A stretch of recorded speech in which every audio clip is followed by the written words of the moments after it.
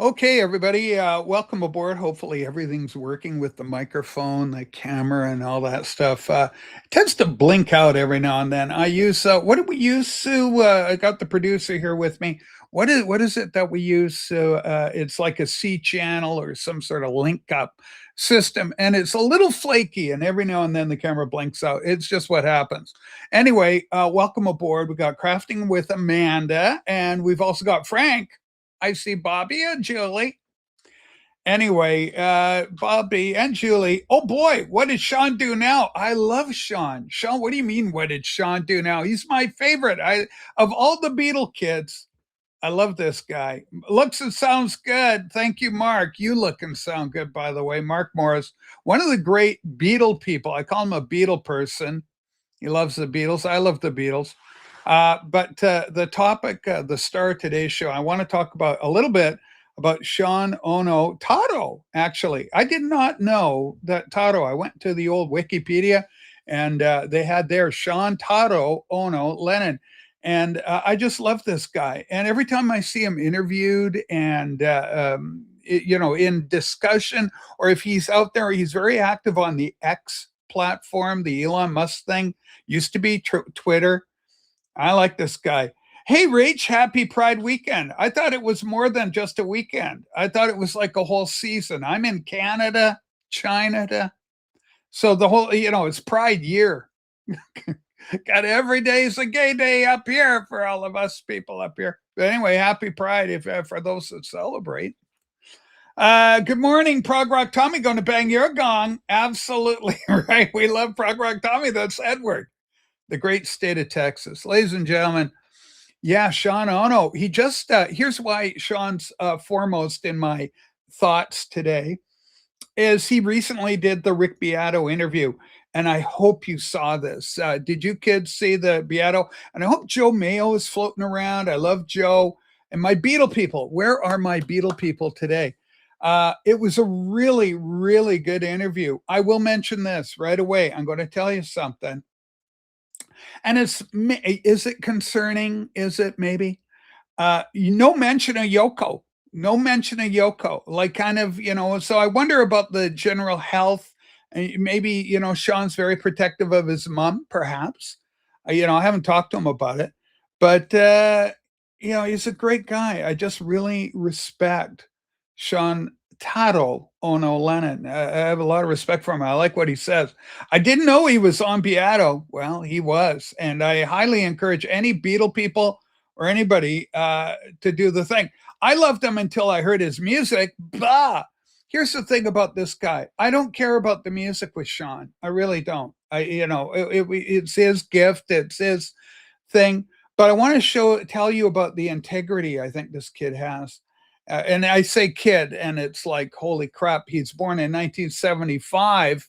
So if you do your math, the kid's over 50 now, right? So this young guy, who, and I want to commend Yoko, who did a good job of keeping this young guy out of the public eye to a large extent. He seemed to be able to grow up quietly with Yoko outside of the peering lens of media attention, this sort of thing. James Farley, controversial, but deeply loved, deeply loved. Okay, no, we're rolling it back to Pride weekend for 2 more years, then reverting to the original classic day. Oh, I can get behind this. Joel, I am so proud of you. You are my favorite gay guy. Can I say that? Am I allowed to have a favorite, one of the gays? You're my favorite gay guy. I love this. Beautiful comment, beautiful sentiment. Yeah. Sue, can we wake up Robin Massey? Settle down, Chauncey Phillips, you son of a gun. Happy Herto Day, well, for those celebrating. Sean's music is excellent. He's not trying to mimic his father's style, correct. And I'm sure Massey saw the Beato interview, but it was so good. And I'm glad Massey's here because he's a fellow Beatle maniac, and we both love John. John's our guy. And Massey loves Yoko more than I do. But and knows more about Yoko than I do, to his credit. Anyway, let's invite Norman Maslow, my cousin. I'm so proud of him. He done so good. Anyway, let's get Maz up here. I want to talk about Sean, but this man, Sean Taro Ono, impresses me so much.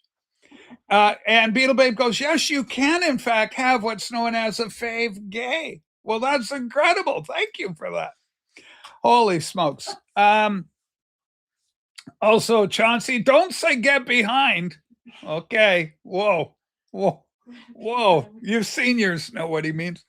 Anyway, I watched Sean again. I like watching him talk. I like his posts on Instagram, not so much on Instagram, I guess, but really on the X platform. And he weighs in on stuff.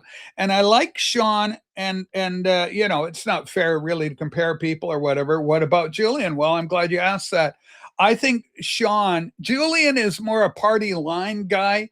They're both leftists. Make no mistake. Both of them are well leftist center. Sean's got a temper. Julian's got a temper. You know, they can flare.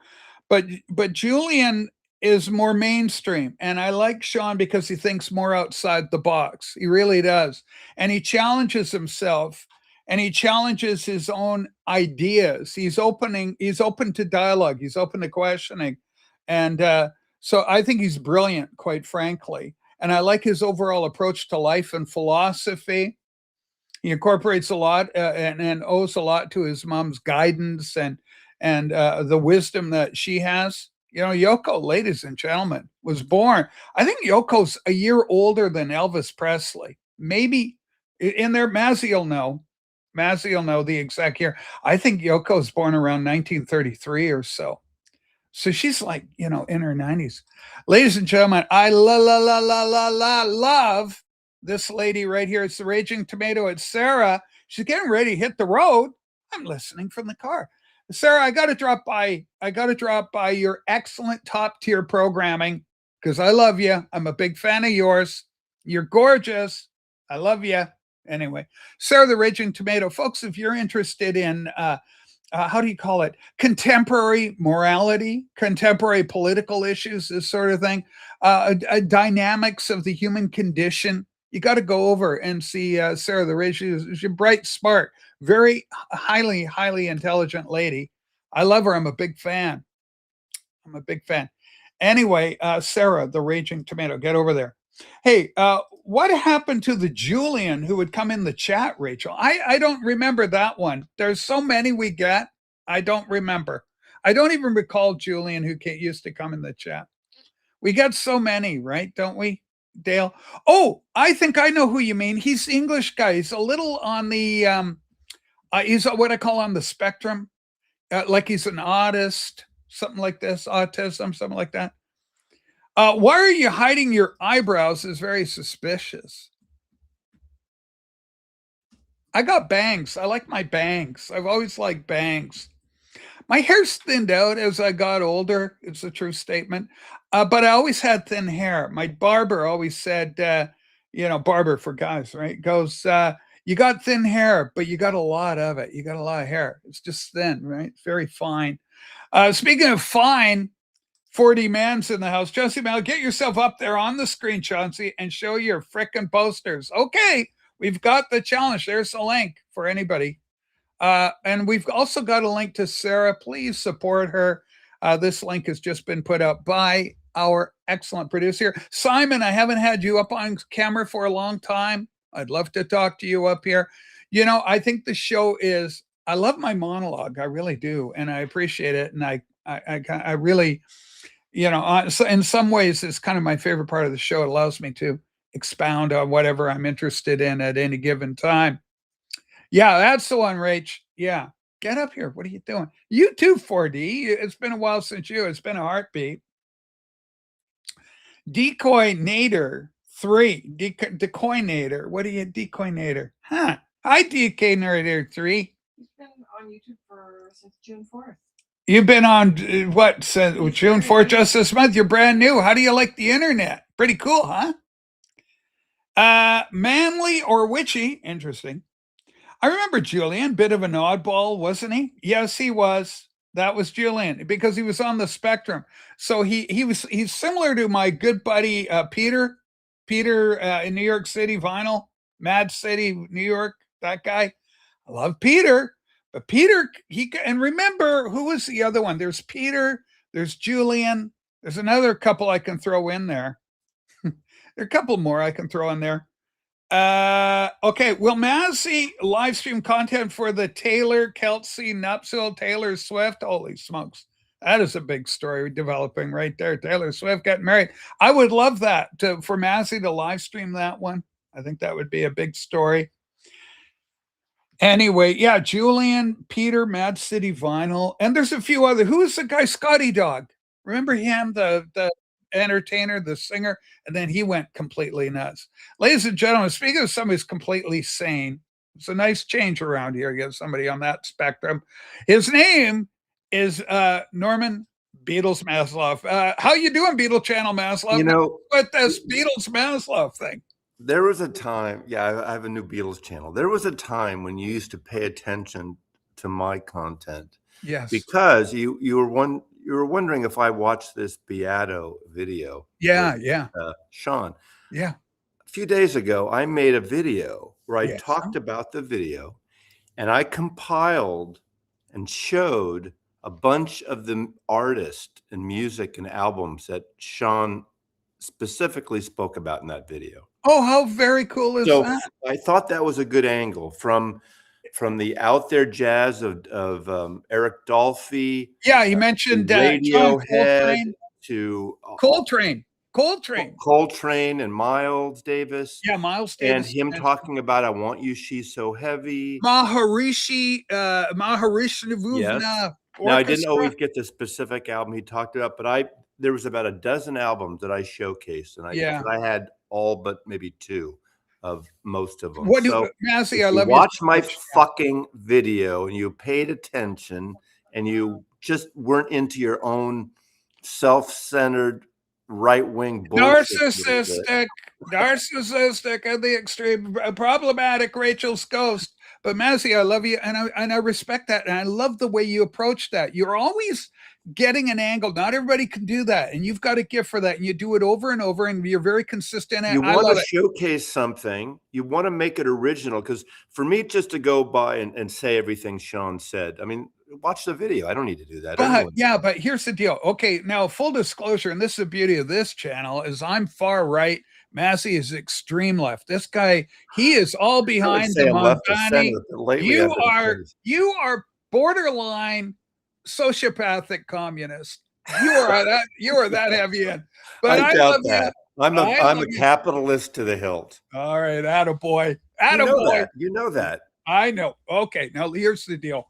So I love Sean Ono. I think he's highly intelligent, and I love the fact that he frequently he's outside the box. You can't box this kid in, and he's very much a free thinker and takes his influences, but goes, I think I'm going to question this part. I'm going to look at this. And he takes it from a different perspective. I have so much respect for him on that level. I can't say enough good things about him. He's a chip off the old block, just like the old man. Go ahead. He's not as biting edge and direct as his father at all. True. So he's got more his mother in that. I mean, he's a little shy, but not really. He talks a lot, which is great, which I can relate to. But he was sitting there with that acoustic, the acoustic Fender. Fender makes those guitars. Yeah. In fact, I always wanted one of those guitars. They started them about 5 years ago, and you can kind of carry them with a lightweight, and they're fun. They're a fun guitar to screw around with. But he wasn't talking about how virtuosity he is. Basically, he's talking about he's trying to practice now for the first time. And he said, I'd never really practiced. I took 3 piano lessons and moved on. And I thought it was revealing. And he goes, I'm really here for a guitar lesson, Rick, because Rick's a better guitar player than him. But he talked about the things he likes, and obviously Bach and Beethoven, and there's some cliche things we all talk about. I mean, Beethoven. In fact, I showed Beethoven's Ninth in my video. That's my favorite piece of music, and it's because I got turned on to it because of Help. Okay, so the record helped, the movie helped. Remember Help when Ringo falls through the floor of the pub and the tiger is there, and they say, No, you know, Beethoven's Ninth Symphony has to whistle it, that calms Yes. the tiger down, and Yeah. so that's where I got into Beethoven. Oh, okay. Because what about at the end? Barbara Seville. Well, there's that, and there's also Prelude to Lohengrin, Act 3, da da da da da da da da da da da. When Yeah. Paul's shrunk down on the floor. I love that. Okay, now hold on. We got a new guest coming in. Our next guest is one of our most beloved, and his channel. Pretty soon, it's not going to be Mazzy 45 channel watching. It's going to be Rob the Wax with Mazzy, who is going to be. Okay, I can go make coffee now. Then. Okay. What? Whoa! What's okay? Right, Rob, Rachel. What is it called? What is it called when someone just sucks all the air out of the room? It's called a vacuum. And then it affects the way you breathe. Oh, it affects the way it's some sort of miasmic effect. Yes. Holy smoke. Anyway, we're talking about Sean Tarō. Did you know he had Tarō in there? We all know the Sean Ono, but he's a Sean Tarō Ono. Lennon. Rachel, take a good look. Okay, Decoy, I want you to have a wrench. I'm starting to like you. Okay, give this kid a spanner. Rachel. Has a wrench. Who? Decimator 4 has a wrench. Okay, you got a wrench. They can't time you out now, little character. Okay, settle hell down. Okay, Rob, sorry to interrupt, but we got a new pal. It's he's been around since I'm sure the internet. I'm sure it'll go all well for everyone. I think 4 hit Decimator 3. Well, I can't keep up with all the Decinators. They're Ladies and gentlemen, Frank's got the link to the Beato. Did you see the Sean Tarō Ono Lennon interview? I was going to say, take a look at my face, Rachel. Okay, hold on. Now let's go big on this. Okay, That's is. Someone who couldn't have cared less. Are you kidding me? Are you? Come on, Rob. Get with the program. You know what? Can I do my impression? I do a Sean Leno impression. What? Rob, I didn't know this. This was in your repertoire? Yeah. Okay, ladies and gentlemen, Sean Ono impersonation. Interesting. I really don't remember my father at all. All right, that's kind of hurtful. Anyway, no, I'm a big fan of this kid. And Rob, I think you should be too, because he thinks outside the box. Oh, for the love of God. What now, Beetle Babe? What's happened? I don't think outside the box, Rachel. I stay in the box. I fixed Decimator 4. Decimator 4, you are not getting a wrench. You're going to have to suffer the ignominy.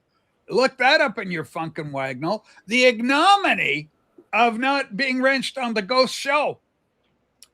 You nearly made Sean Lennon transgender there. Nearly called him Sharon, trying to assert his Tarō name.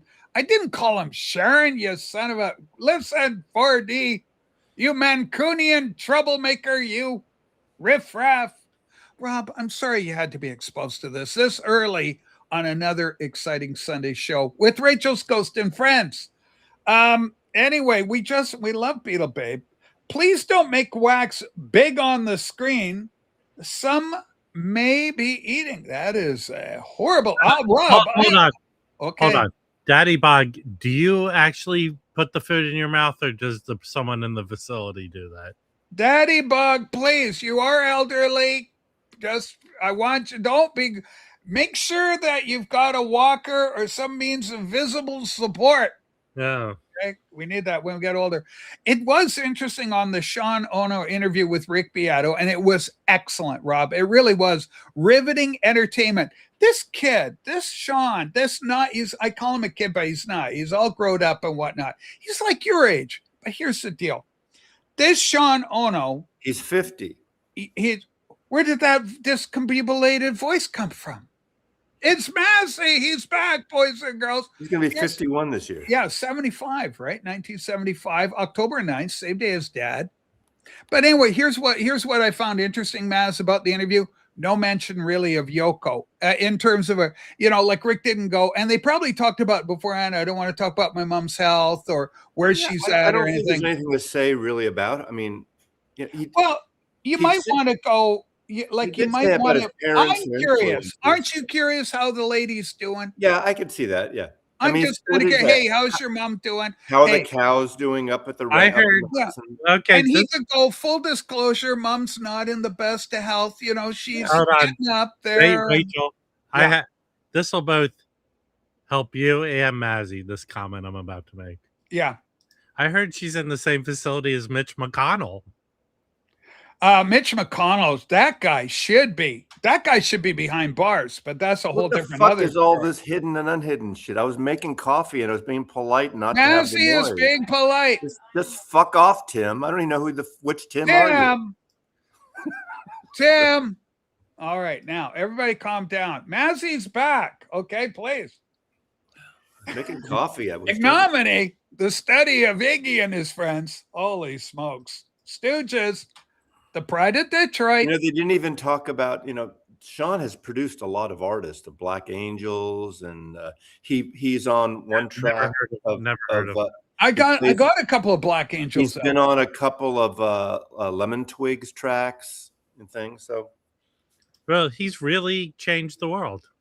No, he hasn't, but he's not trying to. I mean, he didn't come out the gate. You know, when Julian put his first couple albums out, which are pretty good albums, he was really pushed like as John Lennon's son more. And Sean's never really, in terms of his musical thing, he's done smaller key things, independent things. And I admire him for that. He's made it. He's to the extent that it's possible at all. He's carved his own direction. What goes to Tiger. He's the best curator of the Beatle soloist. Oh, do you? Okay, so that's a high. Hold on, that's high praise indeed. That's another thing Rick didn't introduce or talk about, and he could have. He could have mentioned something like, and I wish he had said, boy, have you done a great job curating your dad and your mom. You know, he didn't even bring up John. It was Sean that brought up that song, I Want You, She's So Heavy, and Moonlight Sonata with Because, how that was backwards. Yeah, and of course, it's a well-publicized story. And he said, Rick, you obviously know the story as well. I don't know if Rob knows the story. Rob, there was a big group called the Beatles in the 60s, and they rode very high. Anyway, amongst them was an album called Abbey Road. I really encourage you to get it in your collection at some point. And on this album, a song called I Want You, She's So Heavy, and also the song Because, which is the one with Moonlight Sonata. But it was interesting because Yoko was the one who says, hold on, what's going on with that Moonlight Sonata, right? Can you write down the notes? Yoko's a trained classical piano player, and she was playing Moonlight Sonata. Yeah. And John asked her to play it backwards, and that's where he got the melody for Because. Hey, Rachel. Yes, Rob. What does this comment mean in English? Okay, which one? Sean is greater than Julian every day.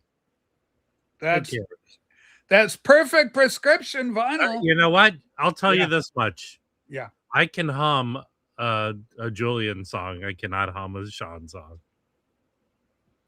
Okay, well, different types of music, right? So he talked about it. Doesn't matter. John did say his favorite jazz album is the Eric Dolphy Out of Time? What is it called? Out to lunch. No, yeah. Anyway, it was a really great interview, and I just here to sing the accolades of Sean. I think he's incredible. Captain Spaulding Entertainment. He's branched out, Rob. Captain Spaulding's an entertainment concern now. Incredible. Captain Spaulding, quote, entertainment. Rob, that's a rebrand. Thoughts. Captain Spaulding Entertainment. Captain Spaulding, are you still hooking up with older women and leaving them at the altar or whatever it is? You know, it's the thing is he's what's known as a Lothario. He's very popular with the ladies, and it all happens. Archie, I am well, and thank you so much. It is well with my soul, and it's even better, Archie, now that you're here with us. Massey, I have seen some real healing between you and this young man. I know I'm the kid's mentor, but I want to say, I have seen you mentor him with kindness and patience. This is how we make good citizens out of teddy boys. And Archie, you're a teddy boy and you know it. Okay, go ahead. Rachel, he's a smart lad. He knows a lot about a particular era and place in music, which is great, and I love that. Yeah. But he's a little bit of a nimnod when he gets into like a nimnod. Hold on. Like for instance, this conversation we're having, we wouldn't be talking about Sean if he wasn't John Lennon's son. You wouldn't even like that. Claypool Lennon Delirium album. If it Yeah. was bullshit, you know, maybe. But No, that's I what got into it. disagree. I disagree. I disagree. The selling point is the Lennon legacy, as we write here. But you know what? I would gravitate towards this young man anyway, just as a voice. If he was somehow able to break Yeah, through Rachel, and get into the public eye, I love the way Sean thinks. He's Rachel, a thinking individual, very important to recognize. Rachel. Oh. There's a big saying that's going around that people like to say. Beatles adjacent. Go ahead, Rob. They like to say Nepo baby. Yeah, he is a Nepo baby. That's Well, true. look at Michael Douglas, the actor. I mean, you can. Yeah. I mean, there's some Why kids, do I, apparently. why Shut do I up! I'm have to talking. look at Shut up! Michael? I'm talking. Rob, Rob. hold on. They're fired Wait, up. I Let was Nancy told- finish. What should I listen to Mazzy or look at Michael Douglas? You Apparently, will listen to Massey. And it's a Apparently, have you figurative, seen- it's a term of speech, Rob. have you seen what a shithead Rod Stewart's spoiled son is? No. You know, spoiled rich Hollywood kid son. No, I haven't And seen so he that. hasn't done anything. But Michael Douglas, and there's certain, you know, Nepo babies. There's good and bad. You know, you have to live up I to a don't lot if understand. you're. Can I look away from Michael Douglas right now? Okay, now listen. Here's the other one. You know, okay, do you want a great example of a Nepo baby that really made their own way because they were so different from everything that their father had been putting together? And that's Jesus? Jeff Bridges. Jesus? Jeff Bridges. He was just on Theo Yeah. Vaughn being interviewed. What about Jeff Jesus? Bridges. What? Rachel, do you want me What to about tell you my Jesus? favorite- He did his own Jesus thing. done, he Can I done tell his you own my thing. He's a Nepo baby. He Can I is a tell you Nepo. my Can I tell you my favorite Nepo baby, Rachel? I'd like to find out from you, Rob.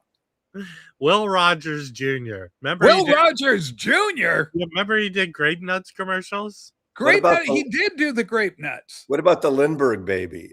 The Lindbergh baby was murdered, and Oh. and it was Too the soon. child Sorry. didn't have a chance to get Too soon. anywhere. Rachel, being Yeah. in Hollywood and sort of being in the entertainment industry, You are, Rob. I would meet a lot of juniors. Yes. Hey, Tim, I'm talking to the audience. You have to be a little cranky to come up and deal with Rachel's ghost. Oh, You know, that's hurtful. hey, I knew a Nepo baby who was a failure at life. It was I love Alan- this. Okay, Todd goes, I saw Sean open for Lenny Kravitz in 1999. I have to say, I was impressed. You know what impressed me also from the Beato interview is Sean is there. He was really humble about his guitar playing, and he's good. And he gave everybody, you want to get good at guitar, Mazzy, I know you do. It's an instrument you love, but you struggle. Here's the deal. Exercises. It's like anything. Yeah. Da, da, da, da, da, da, I've hit. da, da, da, da, I'm over that. spider. You got a Yeah, spider. at my age and everything, I'm over that lust for good. I've been playing too long and not good enough. But This is a guy I mentioned at the top of the show, Joe Mayo. Joe, can I get you here? Is there any chance? We're talking Sean. I respect this guy so much. I think he's brilliant, and he's able to take criticism, which is a sign of maturity and integrity of spirit, and he can take it and But he did- looks and he he did talk- evaluates. I he love did it. talk about the music business. What Mayo's absolutely right. Although he does say there's a lot of great music. It's just not the music in the top 40. All this corporate music that's been going on. He's absolutely right about that. Him and Rick Beato both agree on the corporate world, but there's a lot of great music that's not part of that corporate scene. And I think it's unfortunate. A lot of people don't check out new music because there's a lot of excellent new music, a lot of rock and roll. You know, it even says rock bands there's rock bands everywhere. You know, people say rock is not the thing. It's not in the top charts as much, although it does seep in sometimes. You know, a band like Wet Leg is a rock band and they're excellent. They're not a corporate, entity at all, but there's. I thought they were. I made the mistake. Oh, David Donnelly. I love David Donnelly. I owe him a big mistake, a big apology. I mean, because I thought they were corporate, but they weren't. It was they're just very organic young from the people. Isle of Wight. And, There you go. And they proved himself over 2 albums. And thing about that band, I mean, this is one example. Constant touring. That band plays like all the time, and they're constantly touring. Which is a good thing, you know. Ladies and gentlemen, I got to do a big shout out. This guy here is the hardest working guy in the vinyl community. He's got a great channel. It's a memorabilia channel. It's a Beatles channel. It's a wonderful channel. It's an entertainment channel, and it's a throwback.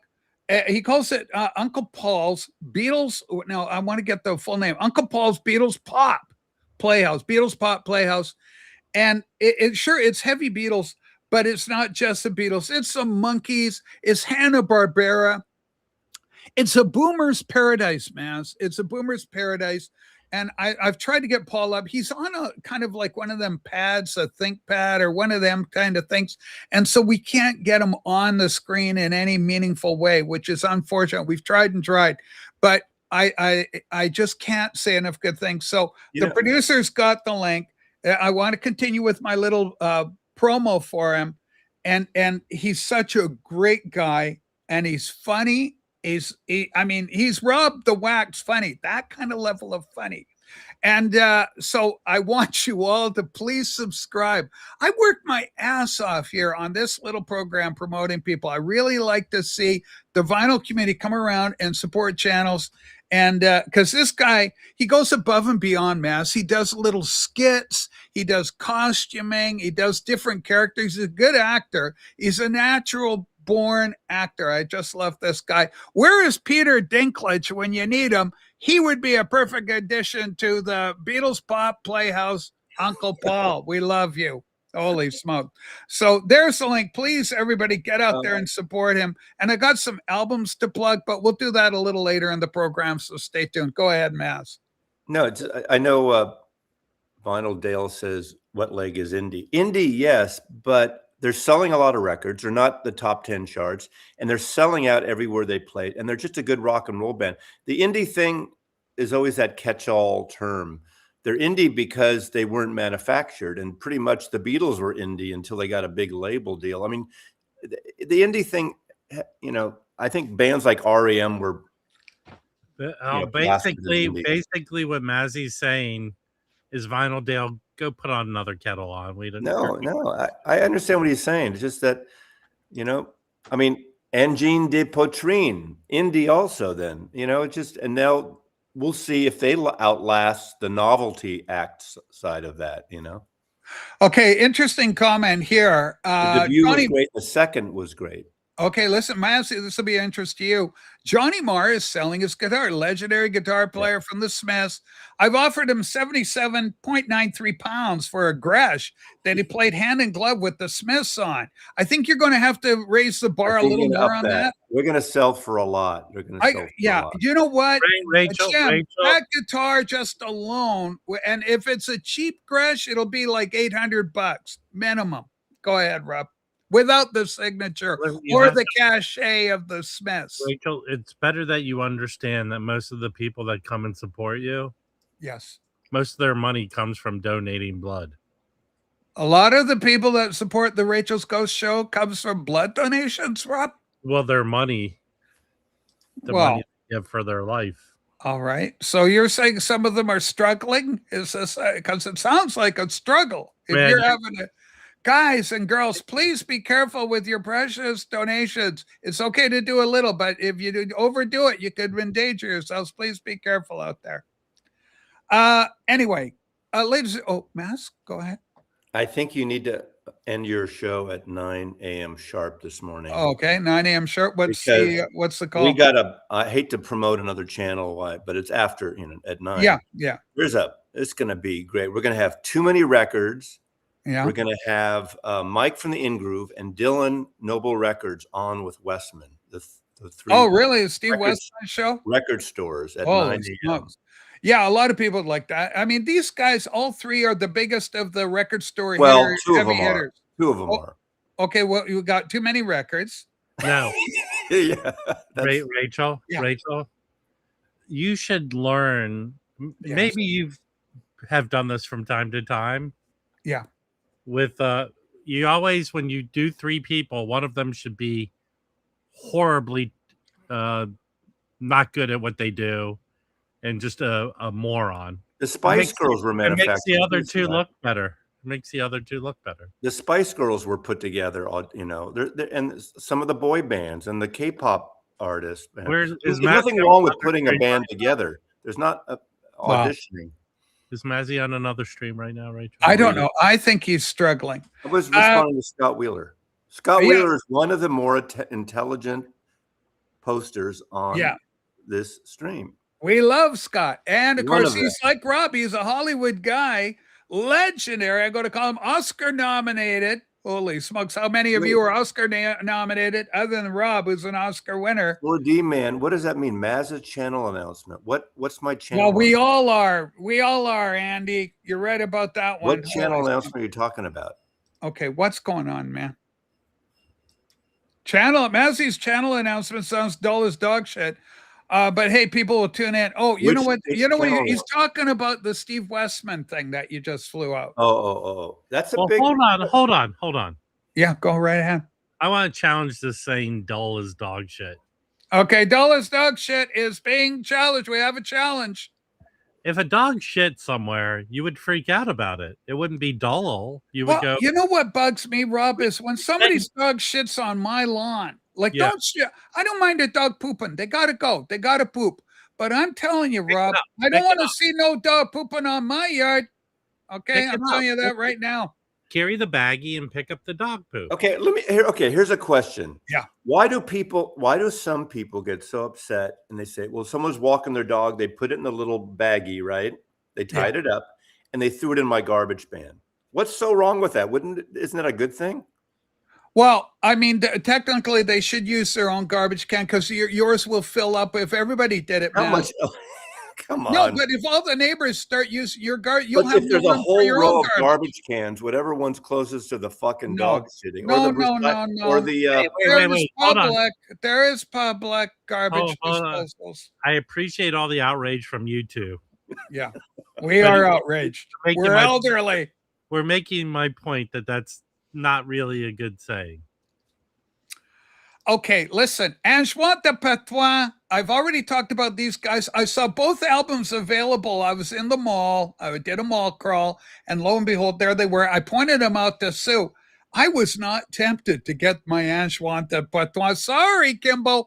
By the way, ladies and gentlemen, program note, Kimbo Witz is coming up to the Great White North here in July, and so I'm hoping to make the trip down to Victoria. I want to hook up, see Kimbo, and just have a great time. Check out some record stores with the boy. Kimbo, if you're watching, give yourself a couple hours so we can do more than one store. We only did one last time. Let's do a couple. Okay. My favorite shite is my horse shit.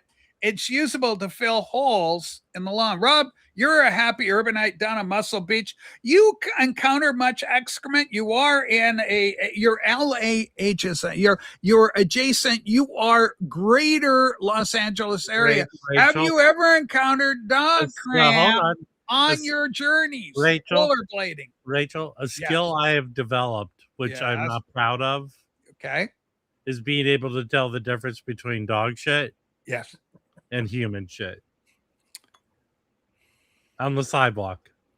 Rob, I've got a big announcement here. Ladies and gentlemen, we heard about this last week's program. Just picked up my copy of the book, The Record Keepers, 150 pages of record stores and their owners from Vancouver, British Columbia, Canada to Prince Edward Island. No Vancouver Island. What didn't they put on? They should have put in the turntable in Fantan Alley. That is a huge oversight. If they should have had Fantan Alley turntable because the view and the trip into that little area is so unique. And so it's such a vibe, man. I encourage anybody that visits a great city, the capital city, Victoria, British Columbia, you got to check out Turntable Records. They're pricey. They're pricey. But it's a beautiful little shop. I saw DOA there with an anti-Trump record, a 45. I should have picked it up for Mazzy. I'm still kicking myself. Okay, how did you celebrate Thursday, Global Beatles Day? Okay, well, Sean Ono put a thing with the All You Need Is Love with the great televised, all you need is glove. So obviously I thought of John, my favorite Beatle. And, I said a silent prayer And I think John is my guy. But I'm so, again, proud of Sean and encouraging everybody to watch the great interview with Rick Beato with John. Do you know, I've got pictures of all the fabs around me and stuff, but there's more of John. Like I've got John singled out 1, 2, 3, 4 solos of John because he's my guy. He's my guy. Yeah. Okay. Most people are lazy. If nobody's looking to leave the shite and keep moving. Why are we talking dog shit against? Listen, Brent. This show, we cover it all. Hey, go ahead, Rob. I appreciate everyone helping me tell 4D Man that his sayings very colloquial need to be updated to the modern time. Yeah. Rachel, do you want to take bets on exactly what time? I'd say 8:41. Rob will say, I got to go. I'm going to pick up some records or records. Well, hold on there, Mazzy. Yeah. I do have to charge up my car. But the Orange County shows today, I don't think I'm going all the way down there. Because we went yesterday, Rachel. Yeah. Jim and I went to this very lame audio show in Orange County. Okay. The people that run it is kind of run it into the ground. Really? Now, is there animosity that have they mistreated Jim or anything like this? No, nothing on Jim. Okay. There was only one floor of stuff in other areas, but it's a pale comparison to what it used to be. But I did meet a what you would call a vinyl celebrity yesterday, Rachel. Yes. You met Father Christmas. It's Mazzy. It's not even July yet. Come on. All right, let's see how we do. He's in his off years. Oh, yeah, I heard about this. So that's Mr. Hoffman, the legend. Yeah, he looks good. He's looking good. You know, he's not 20 anymore. Well, no, I used to hear that he would wear like robes, like he was part of the Lord of the Rings or something. Yeah. No, he's dressed like a normal civilian, ain't he, Rob? Gandalf's younger brother. And he very nice. Gandalf the White. Very nice person. Yeah, if you're a highly intelligent guy, of course, the owner, the creator, the driving force, the Hoffman Forums, highly respected guy. Mazzy has even been timed out, put on probation by Mr. Hoffman because it's not by Hoffman. Actually, let me correct. I have been timed out a few times, but that's part for the course, but never permanently exercised, or what's the word? Exorcised. But there's been a couple of wankers that have gone after me because of, he's the guy that gets promos and stuff. Yeah. And I said something and Hoffman inboxed me, goes, if that asshole ever does anything, it just inbox me. Don't bother responding, because I responded as an asshole. That's part of the reason I got timed out. Yeah. Because I said some wanker bullshit against someone. He goes, just tell me, these guys are full of shit. We banned him. So he's on my side with that shit. Okay, well, that's good because he probably knows who you are. Let's make no mistake. Rob, this is a great question for you. Did Steve recognize you? Go, hey, I know you. You're Rob. I love your work. Okay, Rachel. Yeah, Rob. He didn't. I said to him, I'm a friend of, I name dropped to him. Who'd you drop? Who do you think I name dropped? Steve Westman. What? Steve Westman? Because he's been on Westman's show a few times. Oh, really? He's gonna be on Westman's again. Yeah. So he was very nice. But he's really interesting, but he's really kind of shy, affected. Rachel, isn't it my time to shine right now? It is Rob's time to shine, Bass. Let's not steal the boys' thunder. Go ahead, Rob. It's the caffeine. So there was a person next to me, Rachel, who said, "Hey, Mr. Westman, blah blah blah," very gushy of Mr. Hoffman. Sorry. Yes. Yeah. And after this person was gushy, the person turns to me and goes, "You're good too." Like recognized. Oh, so there was a recognition variable there, Rob. Yeah. Yes. Okay. I respect this as well. I respect as well. I am just knocked out by Steve Westman getting the kind of crowd he's getting.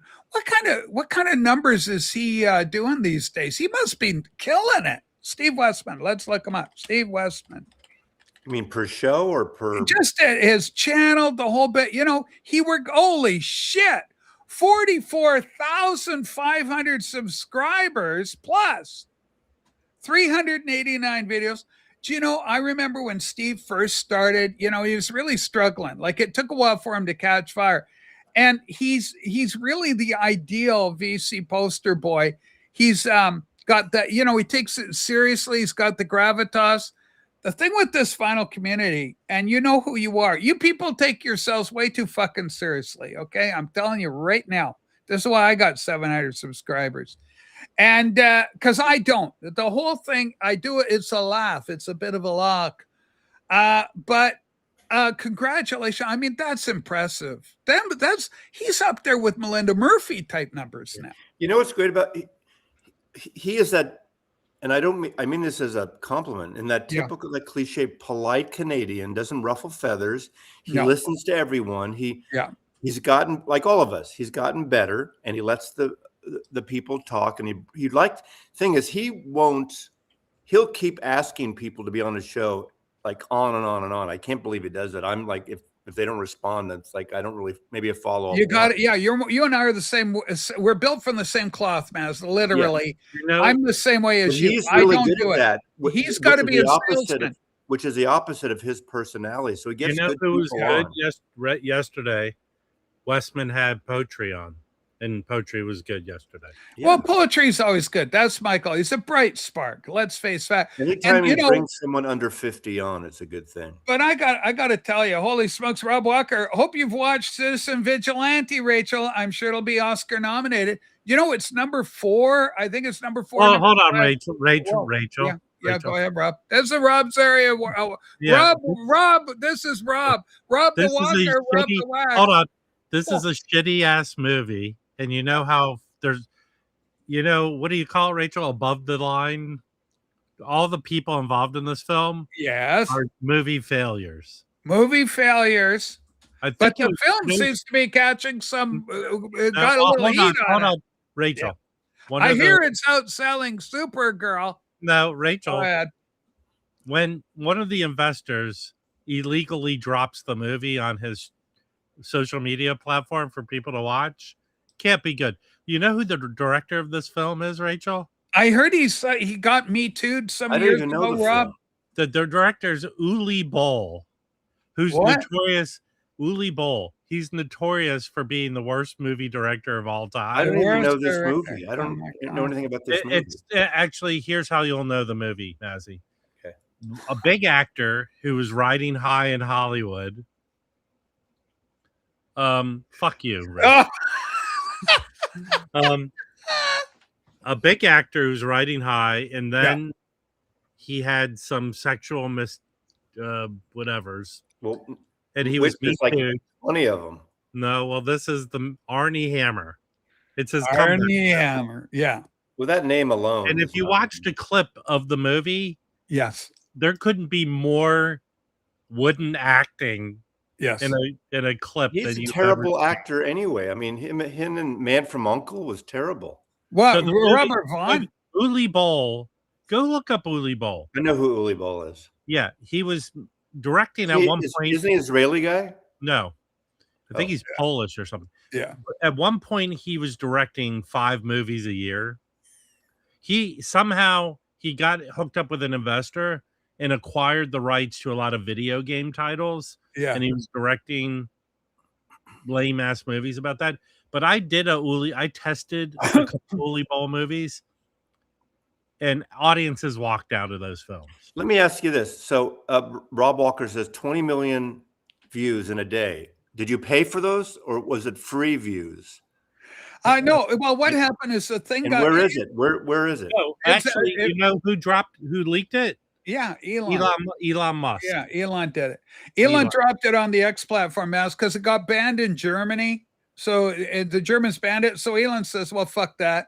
And so he obviously talked to the director and said, "I can pay him." I hope he paid him like some money for it. Well, no, because the guy wasn't getting any release on the movie. By doing so, it created the exposure, and now it's going to the US. Can you highlight the diminutive? And when I say diminutive, I mean short, small, tiny person Vinyl Dale. Can you highlight his last comment? Whoa, Simon isn't a tiny guy. Okay, What's the message? What's the message of the movie? Hey, well, hold on. I'm not just a master of shitty movies. I'm a master of anything shitty. That's why I'm talking about your channel so much. Rob, Okay, Rob, this is hurtful. what is the message of this film? I don't know. I don't. Okay, the message it must be that the immigrants are wrecking our countries. No, well, no. yeah, Mazzy, because hold of on. in England Hold they on. had they Not had even close. 250,000 girls sexually assaulted in England and the United Kingdom, generally Scotland, It's not Ireland, even. Wales, Hold and on. so because of that, there's a lot. It's a tinderbox over in the UK right now, and clearly there's some pushback. So this kind of film is resonating with a certain segment of the population. Dare I say, 20 million people, and so it's doing quite well. I've heard the movie itself, like Rob says, like it poorly acted, etc. But like Rob Walker says, the messaging and the anti-immigration, because they got a problem over there. There's a guy called the anonymous or the unknown photographer or photographies from abandoned places. And he goes out and he films all these migrants coming in from France over into England, which is like, what's wrong with France, right? Well, maybe there is, but they're coming in. So there's something going on with the immigration. They got to get it under control because these guys and gals, mostly guys, 4D, I haven't seen this movie. I know nothing about this indication. movie, so I'm clueless on this because I've never heard of this movie before. So, okay. Okay, program note. This is very important. Our good friend Joey Callio. I love Joey. Oh my God, I love this man. Joey Callio, of course, a bass player with Dada and guitar player as well with his 7-horse. Rachel, just an FYI, if anyone is still looking, and you should be, for a copy of Dada's 2026 Record Store Day release of El Subliminoso, RG's Records in Winnipeg, Manitoba has one remaining copy for sale. And yes, they ship. Canadian dollar, kids. If you're an American, you're going to be paying a lot less for this album than you would be in the States because of the dollar exchange. Hold on. Yes, bro. AV room, Chris. I've spent 30 years in the movie industry, so there you go. I don't know the movie. Oh, give me a fucking break. I could probably come up with movies and bands and shit that you don't know about. You're better off not knowing anything about the movie. Okay, I don't want Massey hurt. Okay, Massey is a man I'm not hurt about that. No, you are. I know you. You're so brave. I love you. You are what I call brave. Okay. You think we could name an album or a movie that these people don't know about? I'm sure there are a ton. Okay, listen. It's a hot because it got banned in Germany because it's it's highly inflammatory. How long ago is this just happening now? It's hot off the press. Here's the flat out 100% about movies. If you identify a movie because of your beliefs and stuff, it's generally not going to be a well-made movie. There you go. Ladies and gentlemen, Massey's not alone. I haven't heard anything about the movie. I think if I wasn't on the X platform, I would not have heard about it. Scott is in the movie business, right? Well, yeah, Scott's in the movie business. And he doesn't know about it. Here's the deal. The only way I knew about this movie is it was the Armie Hammer comeback movie that he should probably have never done. But no one's offering him any movies to make. Holy smokes. Initially, I thought it was a documentary.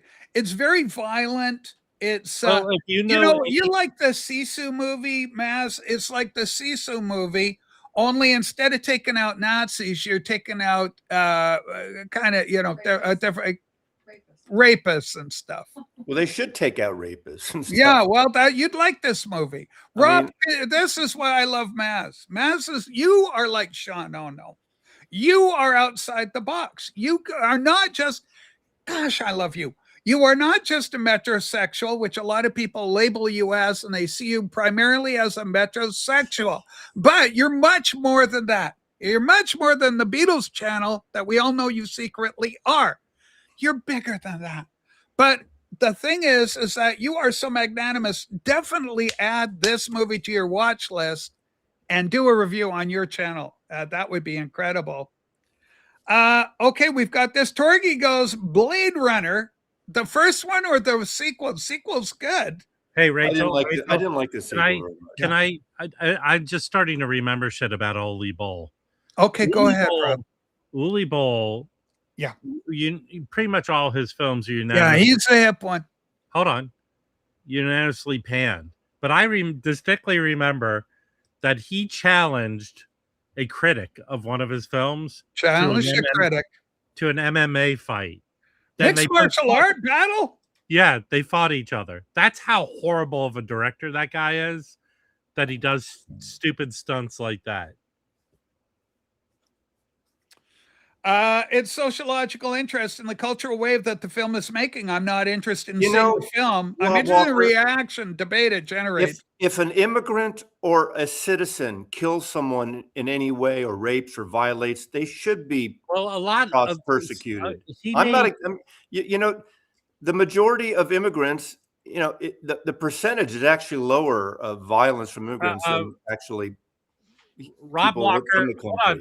Rob Walker, stop being an idiot. Whoa, Rob, that's you're coming in. Your gun's fired. As someone who knows moviegoers, coffee. I'm going to need one. Rob's winding up. Yeah, go ahead, Rob. As someone who knows moviegoers, they go to movies to forget about what's going on in their lives in the world. Yeah, I think so. No one's going to go watch a shitty made movie, no matter what it's about.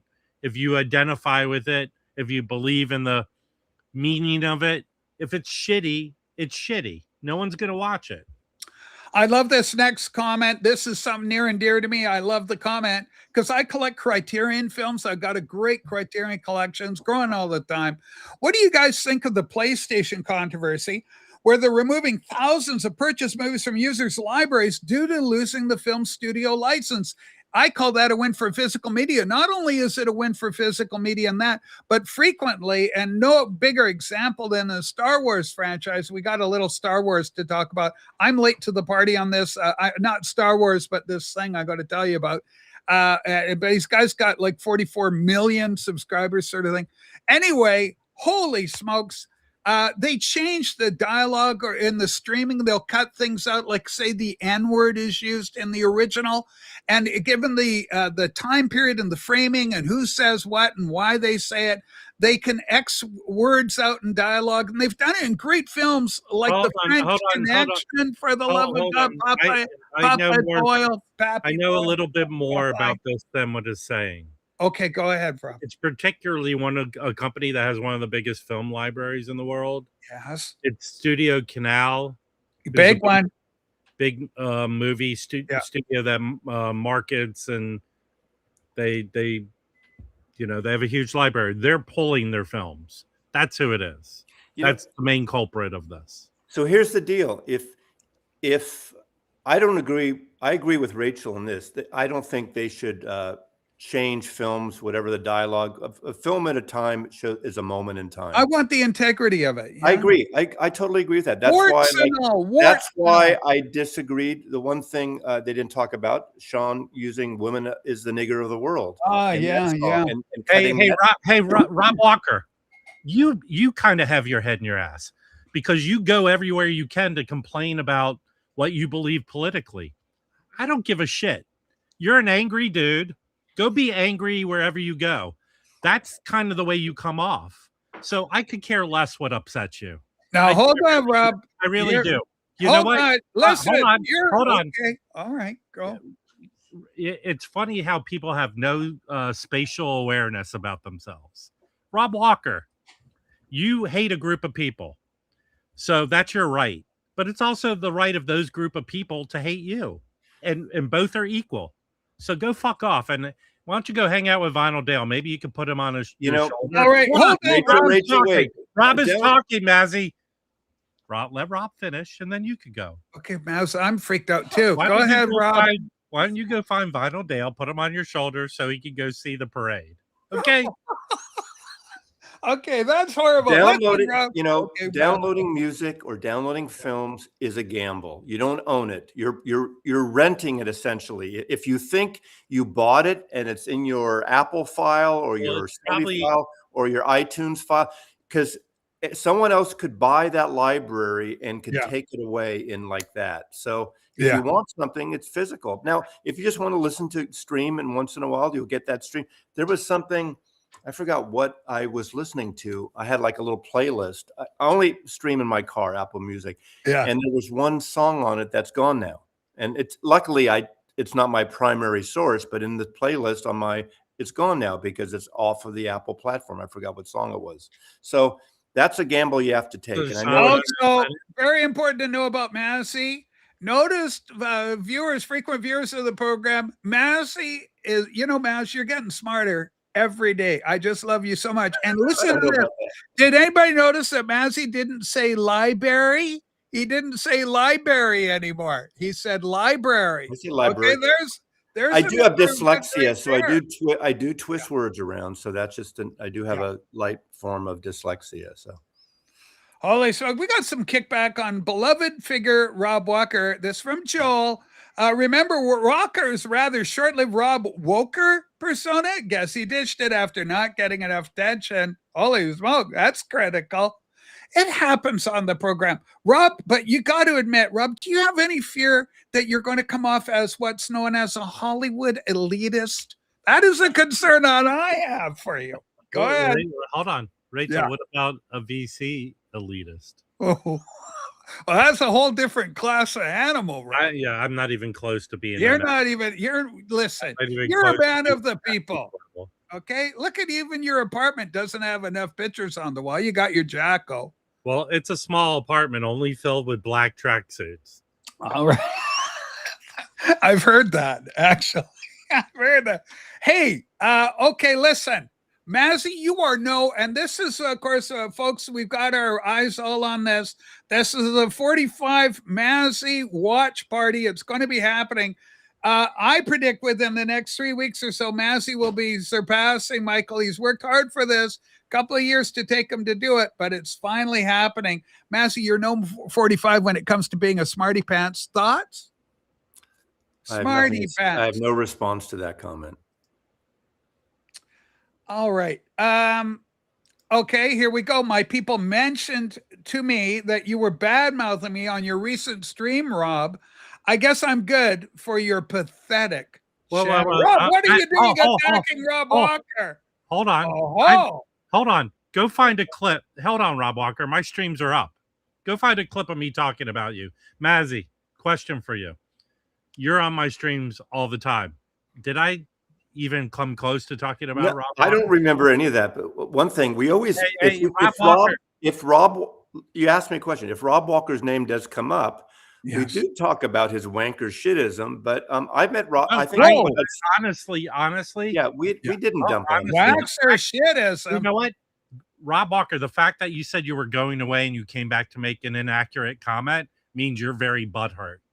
Yeah. I'm not butthurt by you. That didn't happen, Rob Walker. I don't know what. Rob Walker. Guys, hold on. We're better than this. Sean Ono's going to tune in, and I put him in there, and I know he's a media guy. Sean, hold on. I've got to apologize to Sean Big, and then we'll go back to you, Rob, quickly. Sean, I'm so sorry this happened. It was supposed to be a loving tribute to your genius, and now it's become all stupid and silly. Okay, go ahead, Rob. I challenge Rob Walker right now. I did not mention you on Thursday. Go find the clip.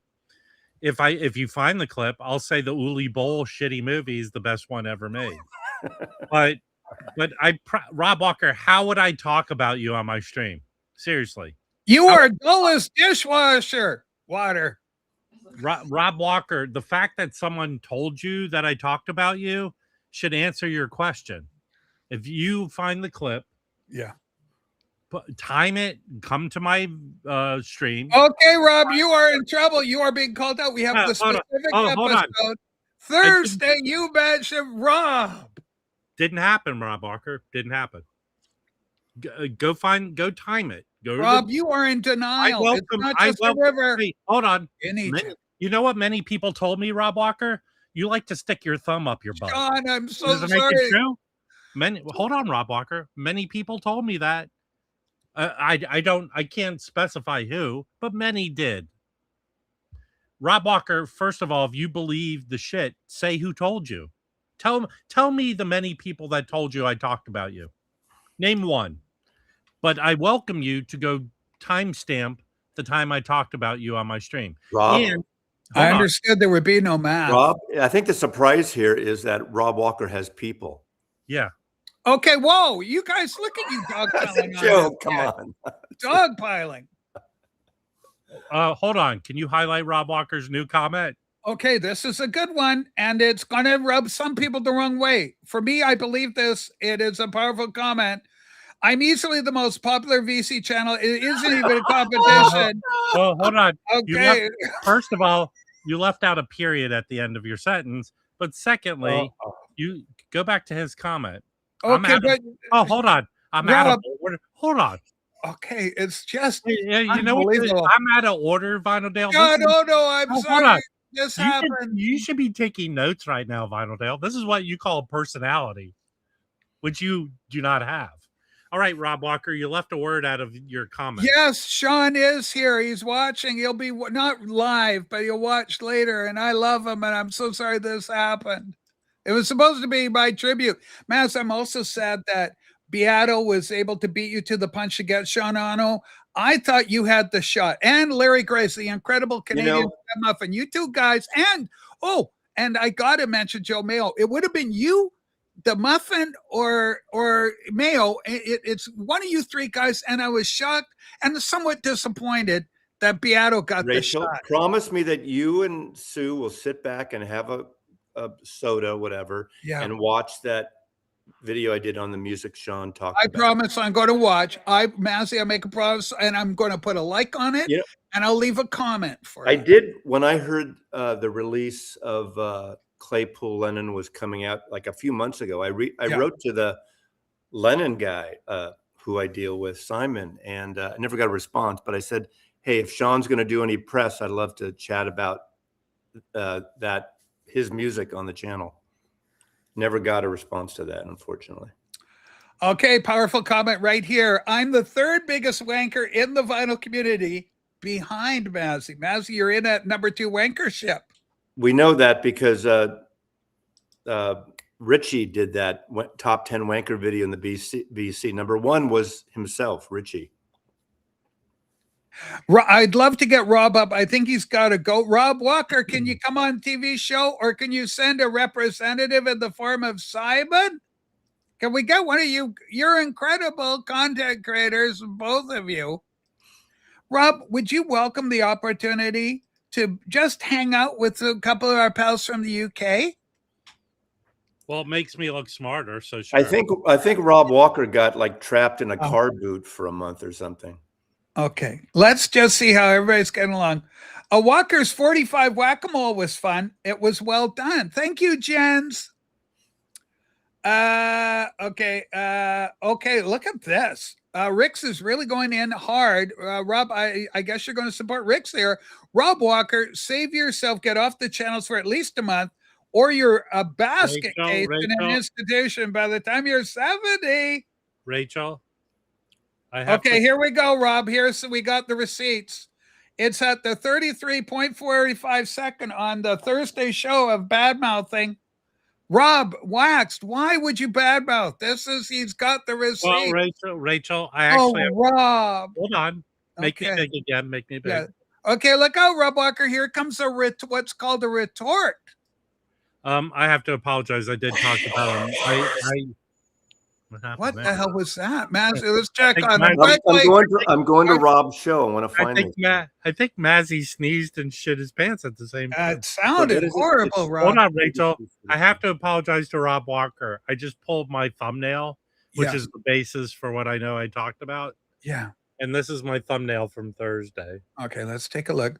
Rob Walker presents you a bowl. Let the music play. Look at how happy Rachel, here we go. Hold on. We're gonna watch the segment in question. Here's the segment. Sean Ono, again, my apologies. I'm starting a little early, so just be patient. All right. Don't talk during it. The problem is I couldn't move to England because Rob Walker would get pissed off that another immigrant is moving. We tried to ship him off to the Raging Tomato. He came back. We tried all sorts of stuff. I used to think Rob Walker had a good sense of humor, but then his anger about the political world is just obnoxious to me. Yeah. Well, wait a minute. I So did you're talk about upset Rob Walker. being angry about the political world, and No, yet no, after okay. the people. Here, I'm okay with anyone having their personal feelings about things, but let's say you're talking about the Dire Straits record, and it would be a Rob Walker move to kind of crowbar it into the political state of politics. That's Well, what I mean. I just made a Well, comment. am I wrong? Am I wrong? Oh, did I call you a shithead? Why don't we let it finish? Well, again, Mazzy does that. That's why I stop him when he does that. So speaking of Rob Walker, I actually met somebody this weekend that actually built submarines here in the U.S. So I should. Hey, Chris. Okay, that's it. I mean, yeah, you were mentioned. It wasn't a big thing about Rob Walker is known for his politics. Hey, Rachel. his Let's anti-immigration stance. Let's play the little game where I think that was harmless. I just stated a fact. Yeah. Didn't attack Rob Walker. I stated a fact. What's obnoxious about him? Yeah. Okay. Who do you think ran and told Rob Walker? Let's guess, Rachel. Okay, listen, Rob. I think I have no idea who would even consider telling Rob something like that occurred on your show. I suspect it could be PB Tall. No, he PB was Tall on was screen. very involved. He was on screen. Do you think it was short vinyl, Dale? Simon, did you alert? Were you? I know you would like to watch Rob's show. Was that Rachel, what could it be? Rachel, can you make me big? Okay, Rob. Here we go. This is Rob going big. Sorry, Sean. Oh no. Here we go. This is what I believe happened. Rob Walker is obnoxious when he crowbars, blah, blah, blah. And then the person watching goes, I need to tell Rob Walker. Hey, Rob Walker. Rob, he's doing a thing, Mass. Wait, here it comes. It's got to be in the voice. You got the voice. Here we go. Rob Walker. Rob the Wax is making fun of you. Thank you. That's fantastic. And listen, Jason, he didn't mean it's not trying to be offensive. Oh no. To you. That was Vinyl Dale. That was Vinyl. What? That was Vinyl Dale. I didn't detect English accent. You know how his eye line is off camera? Rachel. Yes, Matt. What Rob Walker's referring to, we had like a 2-minute, 3-minute tops discussion where we brought up Rob. No different than when they do their live streams, when I've been brought up in the past on their live streams and they mentioned me. But we weren't saying anything about Rob that was inaccurate. He is an anti-immigration person. And we talked about that a little. Well, hold on. But you bitch slapped me not to talk about that. You were actually really good. Well, all I said was what's obnoxious about Rob. I said this. I thought Rob Walker was all right. What's obnoxious about him is we're talking about an album, and he somehow turns it around on his political views about like it. I do. Well, Lucky, we've got to work through this. It's supposed to be our Sean Ono tribute show. Goodbye. Please, don't do that to Lucky. He's a liberal. He says goodbye, but Lucky. goodbye. How many Luckies do you have? How many goodbyes do you got have? one Lucky. A lot of people here say goodbye and then they come back. Okay, hold on. Okay, this is huge. That's a great guest. Hey, 4D, we've missed you so deeply, and you're mirrored. I got to mirror you. Hang on. Wait. Look at that. You got the fabs. Wait a second. Is 4D just come from a court date? He's dressed like a normal person. He looks lovely. How are you there, Manchester? He can't hear, and he let's can't see hear if he can hear. Let's see what happens. Let's make fun of him now. Okay, he's mad at us. Okay, if I just a gambler. Okay, You do, Rob Walker. You do defend me, and I appreciate that. And I like you, Rob. You know that. You're still a wanker sometimes, but I like you. Look, we are family. Okay, at the end of the day, we're all Beatle people, Rob especially. I know you're a late bloomer for the Beatles, but your defense of Ringo has been nothing but outstanding on this program. Your championing of Ringo, I, for one, have taken notice, Rob. Okay, no ponchos for the children today. Not needed. Is Lucky Jackson Loki Tio? No, they are two entirely different entities. Okay. Loki Loki, I tell you right now, Loki has not been watching the Sunday show because he's still harboring resentment at Beetle Babe because I think Beetle Babe is prettier than he is. And I think it's built up into his mind somehow. George Martin just popped in and left. He passed away in 2016. Go ahead, Rob. Rachel, not to defend Mazzy, but you're going to lose me in about 10 or 15 minutes. Okay, what's going on? Maybe I'll come on when I'm charging my car. I'm going to go charge my car. Okay, is that an annoyance when it comes to the world of electrics? Because I'm a big Elon Musk supporter. Okay, Rachel, do you know how much I pay a week charging my car to drive? I'm going to say $20. Under $30 a week. I said 20. I'm close. I'm in the range. Typically, it could be anywhere from 20 to $30. Rob, you are swell, and I'm such a big fan. And your channel is going so great guns, not without its controversy because of the unsolicited attacking of beloved Vital Community members like Rob Walker and Simon. I don't know where it comes from, Rob, but Rachel, you've got to. Yes. Can I give one of my patented time stamping comments right now? Yes, I absolutely. Let's time stamp this, friends. I used to think Vinyl Dale was of normal height, but now I believe he's short. I believe he's full statured, Rob. Ladies and gentlemen, it's Eddie Perez joining our family. Hi, Eddie. Morning. Eddie Perez. 4D, are you able to get into your can we hear you? I used to be 6'3", but I'm now 6'1.5". How did you do that? I'm 6'1.5", and I'm still 6'1.5". I've always been, well, not always, but I've been for a while. I guess I'm shrinking in my old age. Well, I think you're fantastic and you're well loved. Cheers, my dear. Cheers to you. We love England. We love the UK. 4D, were you interested at all in this film that Rob Walker was talking about, the immigrant revengeance vigilante? No, I'm not interested in new films, but I am interested in the cultural wave that it's either started or, actually more accurately, it's hitched a ride on it, and so people are responding to the film in order to cathartic their concerns. When did this start? This thing? It's it's been out for like 2 weeks or something. Right. No, yeah. When he's talking about this thing started. Yeah. I guess you're referring to the massive immigration thing. Oh, that's been going on for years. Yes, right. Exactly. Yeah. And why is that? Because people are being tortured and fucked up in other countries, and I know it's more complicated than that. Yeah, because it's not been the best week for me. You'd have to give me a lot of space for me to come back around. Never mind that. Because what I'm concerned about is that the comment, it has not been the best week for me. 4D, I'm a huge fan of yours. I love you and I love Eddie, and I'm glad Eddie's here too.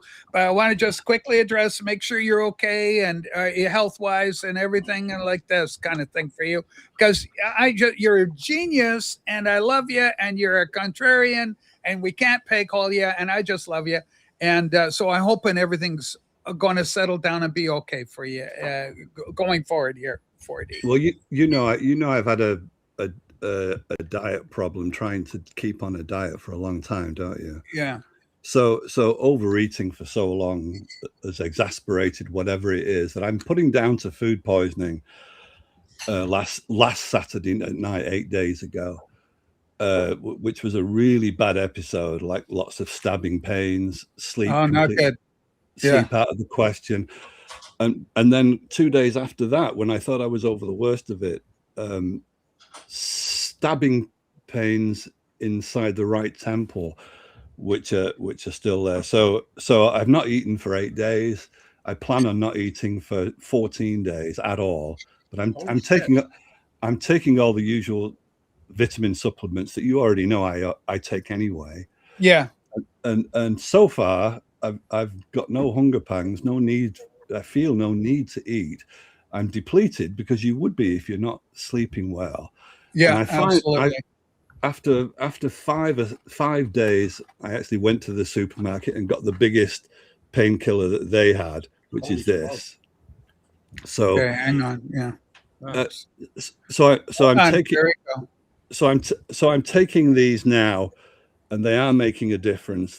When I take them, the pain goes away within an hour, and then the narcotic. Okay, hold on for as a quick aside. Right. Are you legally blind at this point?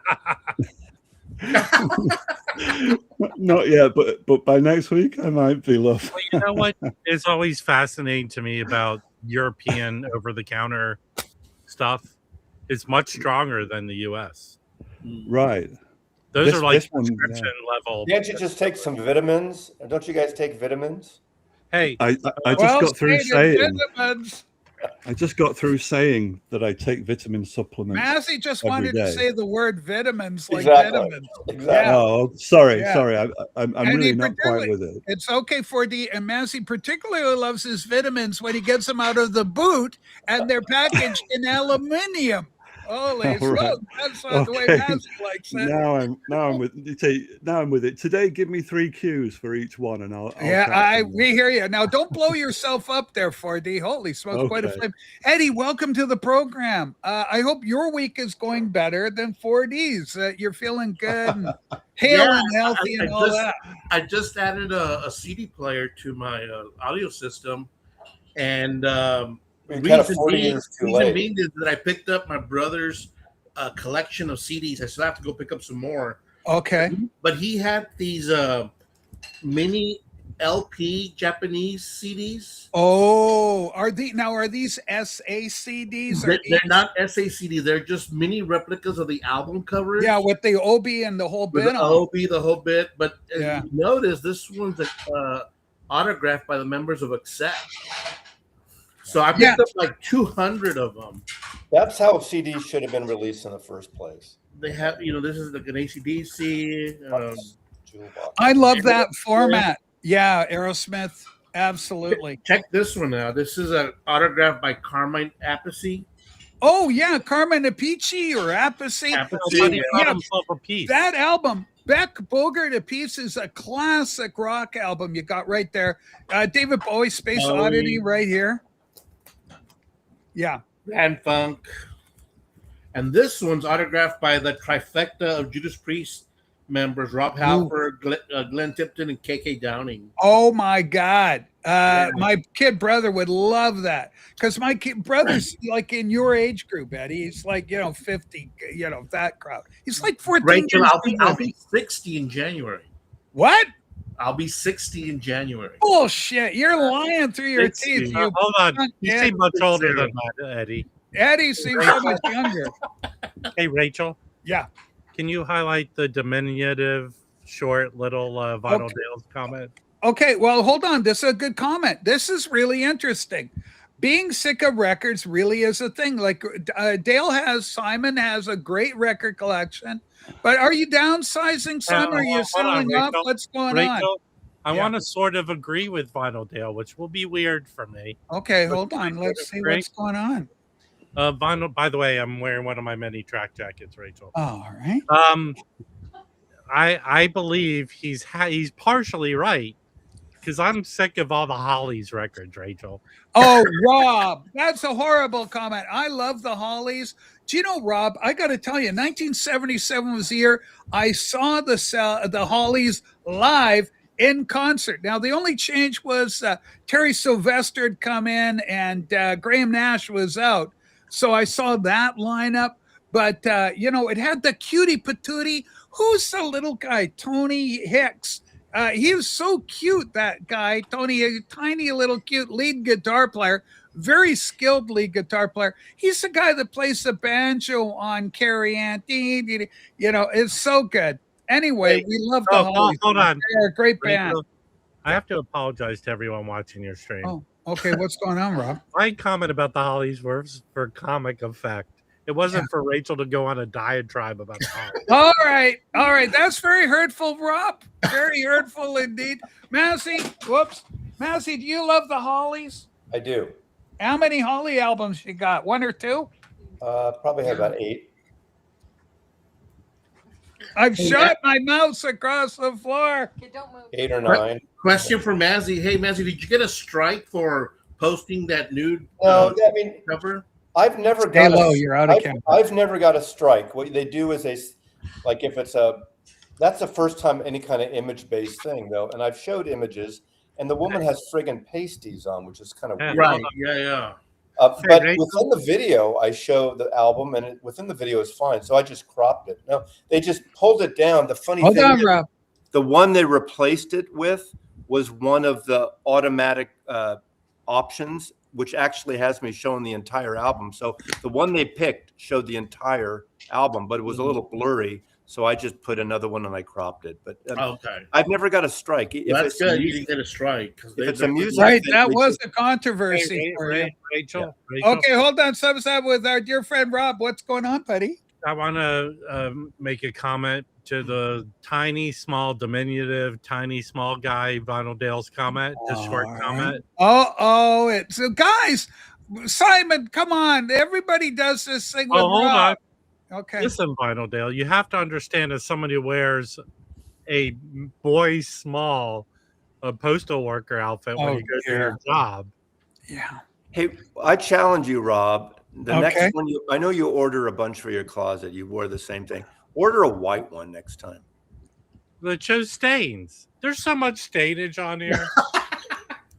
No Now comment. here's the deal. So Simon is said, and very controversially in some quarters, that he's sick of the records. Like I get so happy because it's so nostalgic. The whole reason for getting them, ladies and gentlemen, I own the 2016 reissue, all analog. I might add, Beatles Red and Blue albums. If you get them from the UK or from Germany, they are analog. They used analog.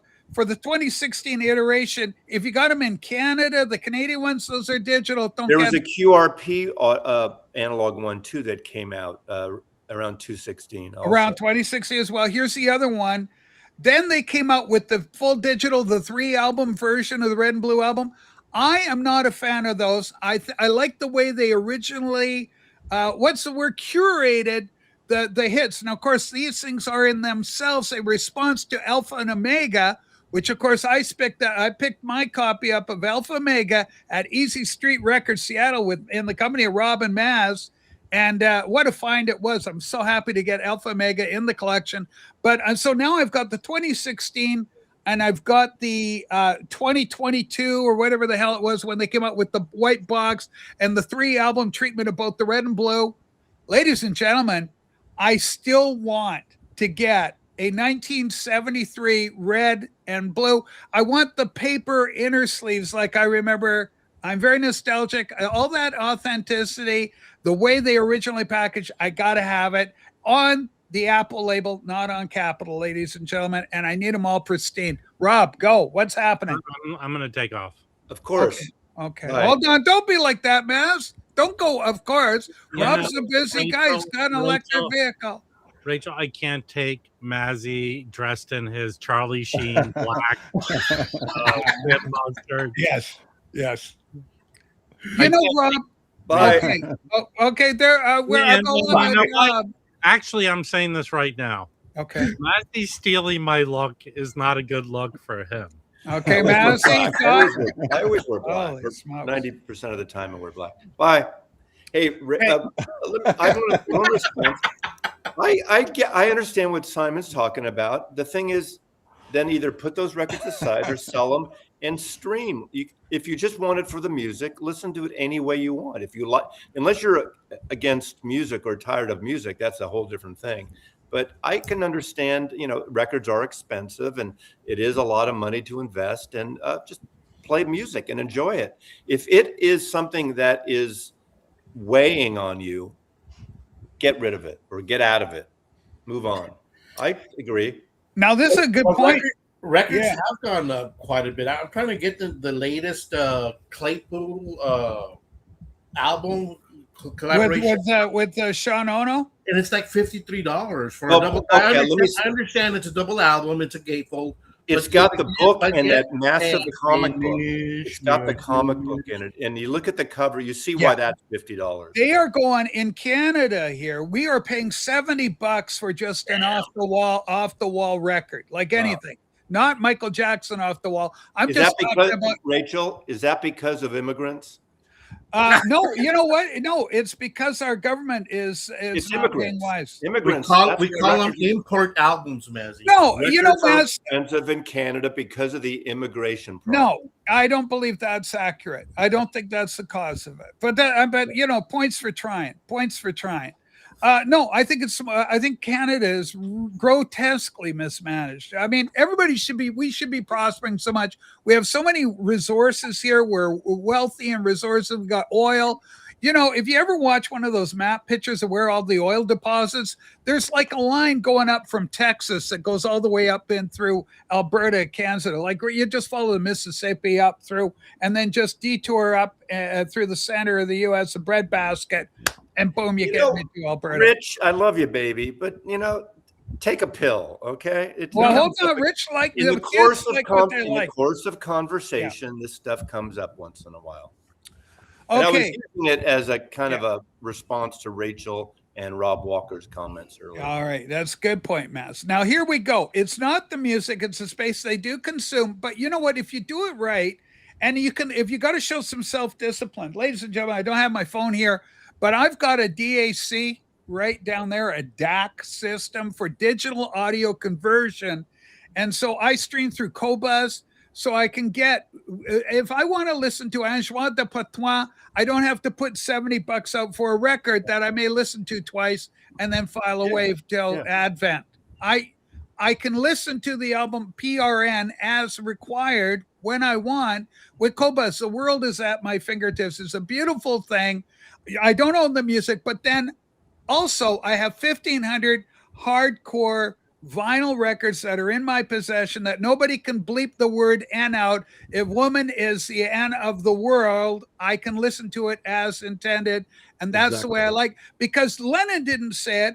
It's meant with the gravitas and actually sympathy, dare I say empathy for Black people everywhere, because that was the spirit out of which the song was written. And the expression was coined by a Japanese American lady named Yoko Ono. And it's the same. Lennon. And he was smart enough to incorporate it. It's the same with the Randy Newman song Rednecks. They don't know our ass from a hole in the ground, keeping the niggers down. That's what they say in it. And it's from the point of view of the racist redneck in the South at that point of time. And it's not me saying that. Someone's going to clip that. Whatever, it's from the quote from that song. Ry Cooder says it in an old blues rootsy song too.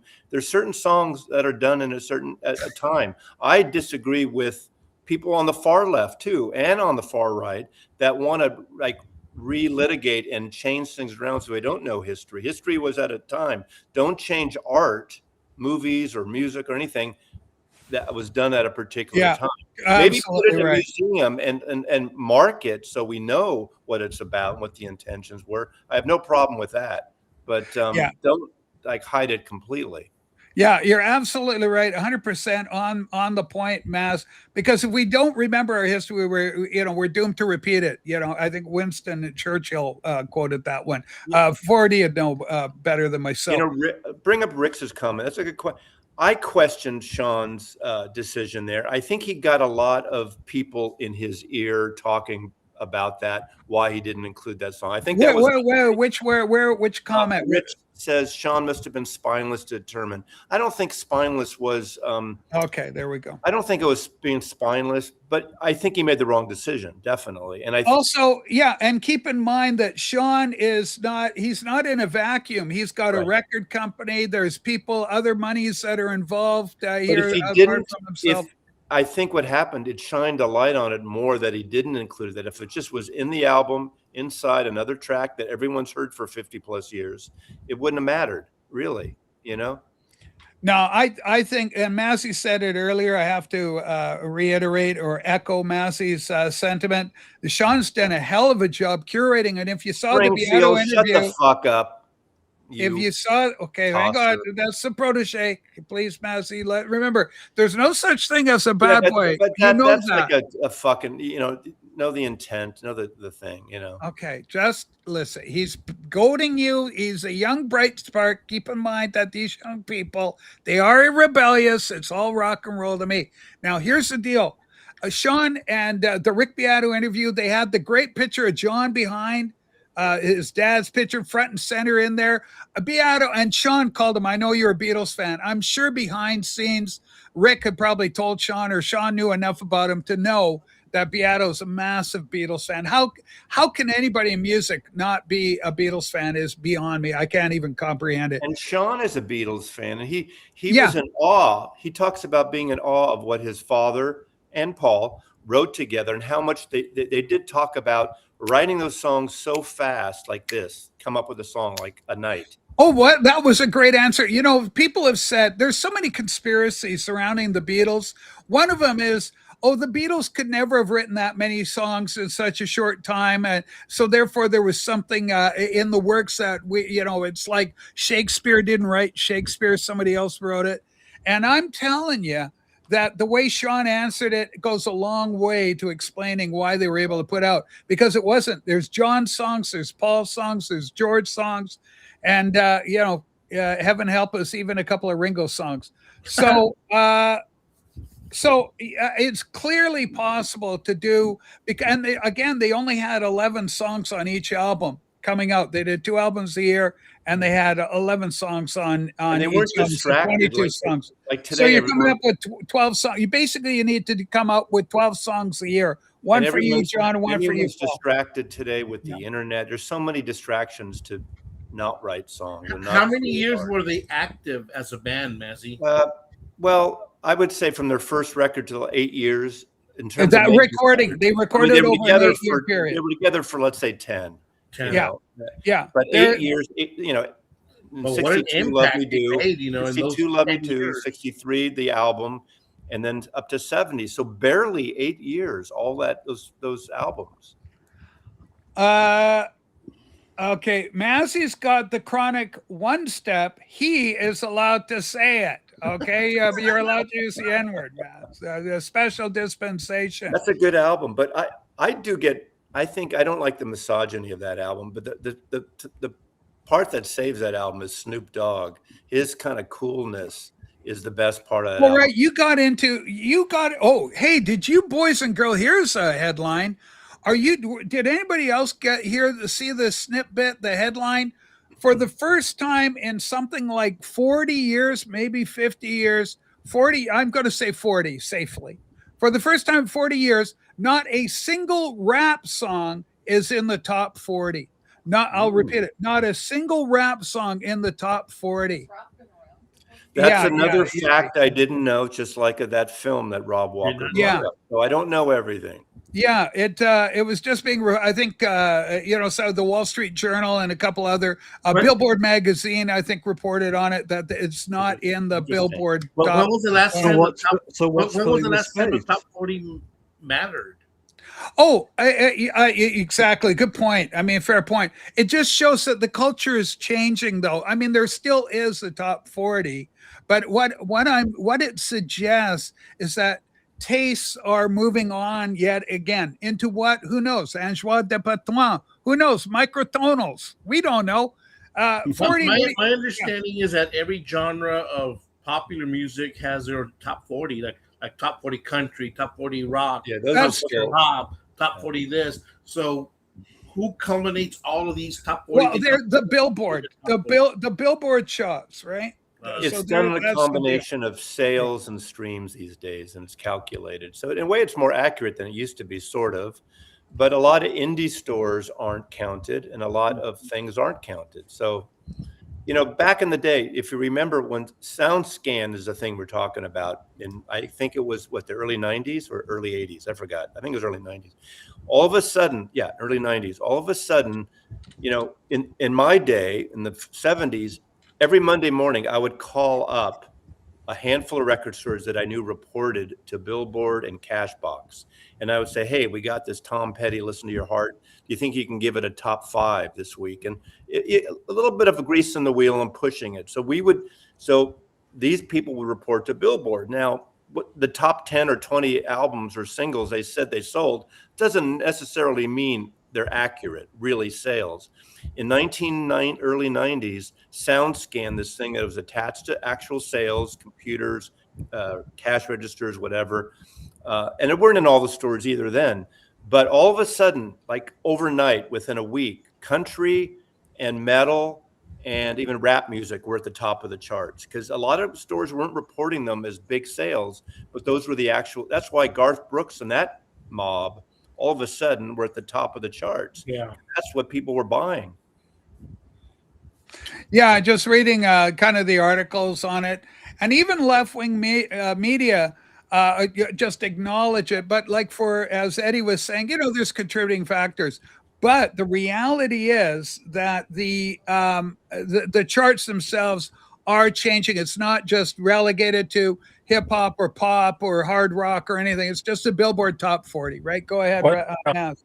There's the top 20, Rachel. There's a Drake song, so there is a rap song. Okay, Drake's in there. Well, I'm just reporting what Global News was reporting. Is it a rap song though? Yeah, I'm sure it is. He's a rap artist. But there's a lot of country. Yeah, country is big selling. Yeah. Well, yeah. I'll get the news here. Just the headline for y'all. Boom, boom, boom. And this is from a left-leaning. This is Global News in Canada here. But there's the story right there. For the first time in 35 years, the Billboard Top 40 has no hip hop or rap songs, and here's why. And then that was for the week following. Rachel, yeah, I hate to aid Mazzy, and can you look at under that title? Go back. Oh, hold on, I gotta get it again. Hang on, gotta go collect. I close it off, right? All right, go back, please. Okay, hold it. There we go. Now this is for Maz. Just a sec. Go back. This is hard hitting. I hate to help Mazzy. Can you make it bigger? Can you zoom in a little bit on the title? Yeah. Here we go. All right. Can you read the date that article was published? This one posted November 9th, 2025. 8 months ago. Yeah. So I guess no thanks. I don't want to send alerts. But anyway, there is just the article, right? So now there is a rap song up there. Yeah. Well, isn't K-pop like a version of hip hop? No, not at all. No? It's poppy dance music. It's pop music. Yeah. Dale, I have not heard The Dreaming Spires. I have not heard it. Hey, Rachel, do you all have Barnes & Noble in Canada? We don't. I wish the hell we did. Criterion just launched their annual sale. Yeah. Hey, did you hear about? Eddie, did you hear about the big Kubrick box? Yeah, Kubrick's coming out. Yeah, here's the only crime about the Kubrick box. $300. Yeah, but I also it's $475 or something. So half price. Canada. What is that half price? But it doesn't even matter because the thing is up here. Not released yet. These are 4K, but I've already got there will be a half off sale when it's out. I already got the majority of his films on Criterion Blu-ray. So 4K isn't always the winner. Sometimes it really is, and sometimes it isn't. Your mileage will vary greatly when you're investing in 4K. I got some 4K videos where I prefer the Blu-ray, and I have other 4Ks where it's the only way to go. You've got to watch this film in 4K. The Dune film, the remake of Dune, 4K, ladies and gentlemen. Oppenheimer, 4K, and Blade Runner, the original, and Blade Runner, the sequel with Ryan Gosling. Both of those you got to have in 4K. Absolutely stunning and impact. Yeah, the impact is brilliant. The sequel, I like the sequel for Blade Runner, Maz. I liked it. I saw it in the theater and I didn't love it. It was good. It was good. I didn't like it. But Eddie, here's the reason why Barnes & Noble is not in Canada. Okay, go, Rob. You want to? Because the Canadian publishing industry is very protective, and they have their own rights to every book that is published in Canada. Yeah, it's horrible. So they won't allow even a glimmer of like an American. So they're supporting small businesses then. Ladies and gentlemen. Rachel, what's the version, Barnes & Noble version in Canada? How come Rob's head's on fire? Oh, you know what? We have Rob. He's mad. In Canada, the big thing up here is chapter. It's a dual legal. It's chapters indigo. Hey, Rob smokes. There's no winning. There's no winning for anybody. Holy smokes. Okay, what the hell was I up to? Oh yeah, I wanted to a thing here on this. Holy smoke, I gotta watch my own TV show. Because this is a pinned comment for today. Oh my God. The Reverend Rock and Roller in with a punch. I gotta love this. Okay, let's pin this comment. Pin it. All right, here we go. The Reverend Rock and Roller, Ice Castle's gold status ushered in Prague into the homes of women everywhere, including my darling, but unstable, third wife, Phyllis. So big shout out to Phyllis. Holy smokes. Ice Castles. And Rob, of course, I got my copy of Ice Castles through your kind generosity, and it is a treasure gem in my movies and soundtrack section. I know 4D will appreciate the comment because movies and soundtracks are near and dear to 4D. Holy smokes. Hey, Rachel, have you heard of the Japanese director Kiyoshi Kurosawa? Kiyoshi Kurosawa. Okay. No relation to Akira. Yeah. No. Akira, I know. So tell me about Yokoshi or Okoshi. He does a lot of suspense, horror kind of movies. He's got one. I've got one of his called The Cure. Cure. Amazing thrill ride throughout the whole movie. Really? Okay. It is amazing. It's like the Japanese version of Hitchcock. Oh, high praise. So I when you mention Hitchcock, I always think camera work, like Rob's got the Richard Dolan camera angle right now. Fantastic work, Rob. The suspense, the build-up, the story. I mean, everything. Everything's good about this guy. Oh, wow. Okay, high praise indeed. Kiyoshi Kurosawa. Kiyoshi Kurosawa, ladies and gentlemen. And the movie's called Cure. Cure. All right. Yes. C-U-R-E or K-U-R-E? No, C-U-R-E. C-U-R-E. All right. Holy smokes, Eddie. You know film. You've got an impressive collection yourself. Are you going in for the Kubrick? You probably own, like myself, all the films anyway. Yeah, I've got just about any Kubrick that I want to have, so I don't see spending $300 plus on a box set. That's something I would like to do. Okay, and for those joining late, like John Marino, Rob answered this earlier, but we'll let Rob address. Now that he's in the car, he may change his mind. He wasn't planning on it, but no, because yesterday Jim and I went down there for the audio show, so I don't know if I feel like driving down there again. Is it legal to live in your car in Santa Monica, Rob? Good question. Bylaws enforced. Matt, Rachel, can 4D Man tip over his incense? We're not going to have any burnings in effigy here. Ladies and gentlemen, I've been watching the Tubi network, and they got a lot of good stuff out there, also Prime. And I'm into a Peter Dinklage, the diminutive, incredible actor, Peter Dinklage. I like him in a lot of stuff. We watched, what was the one yesterday about Steve Buscemi did a lot, Oblivion? Oh, I love that movie. Living in Oblivion. Living in Oblivion. I have a DVD of that. That is a 1995, very creative art film. Every time you need a dream sequence, you need a dwarf. Oh. You need a dwarf, yeah. Right. Go ahead, Rob. Okay, here we go. Can I address this comment? Which one do you want? This one. We need UHQR of Ice Castles as comment. I understand they actually made it, but the wrong album was pressed. The wrong album pressed. It's one of those anomalies that does happen in the industry. Okay, here's the movie in question. Steve Buscemi. It's an independent film about making an independent film. And it's so good.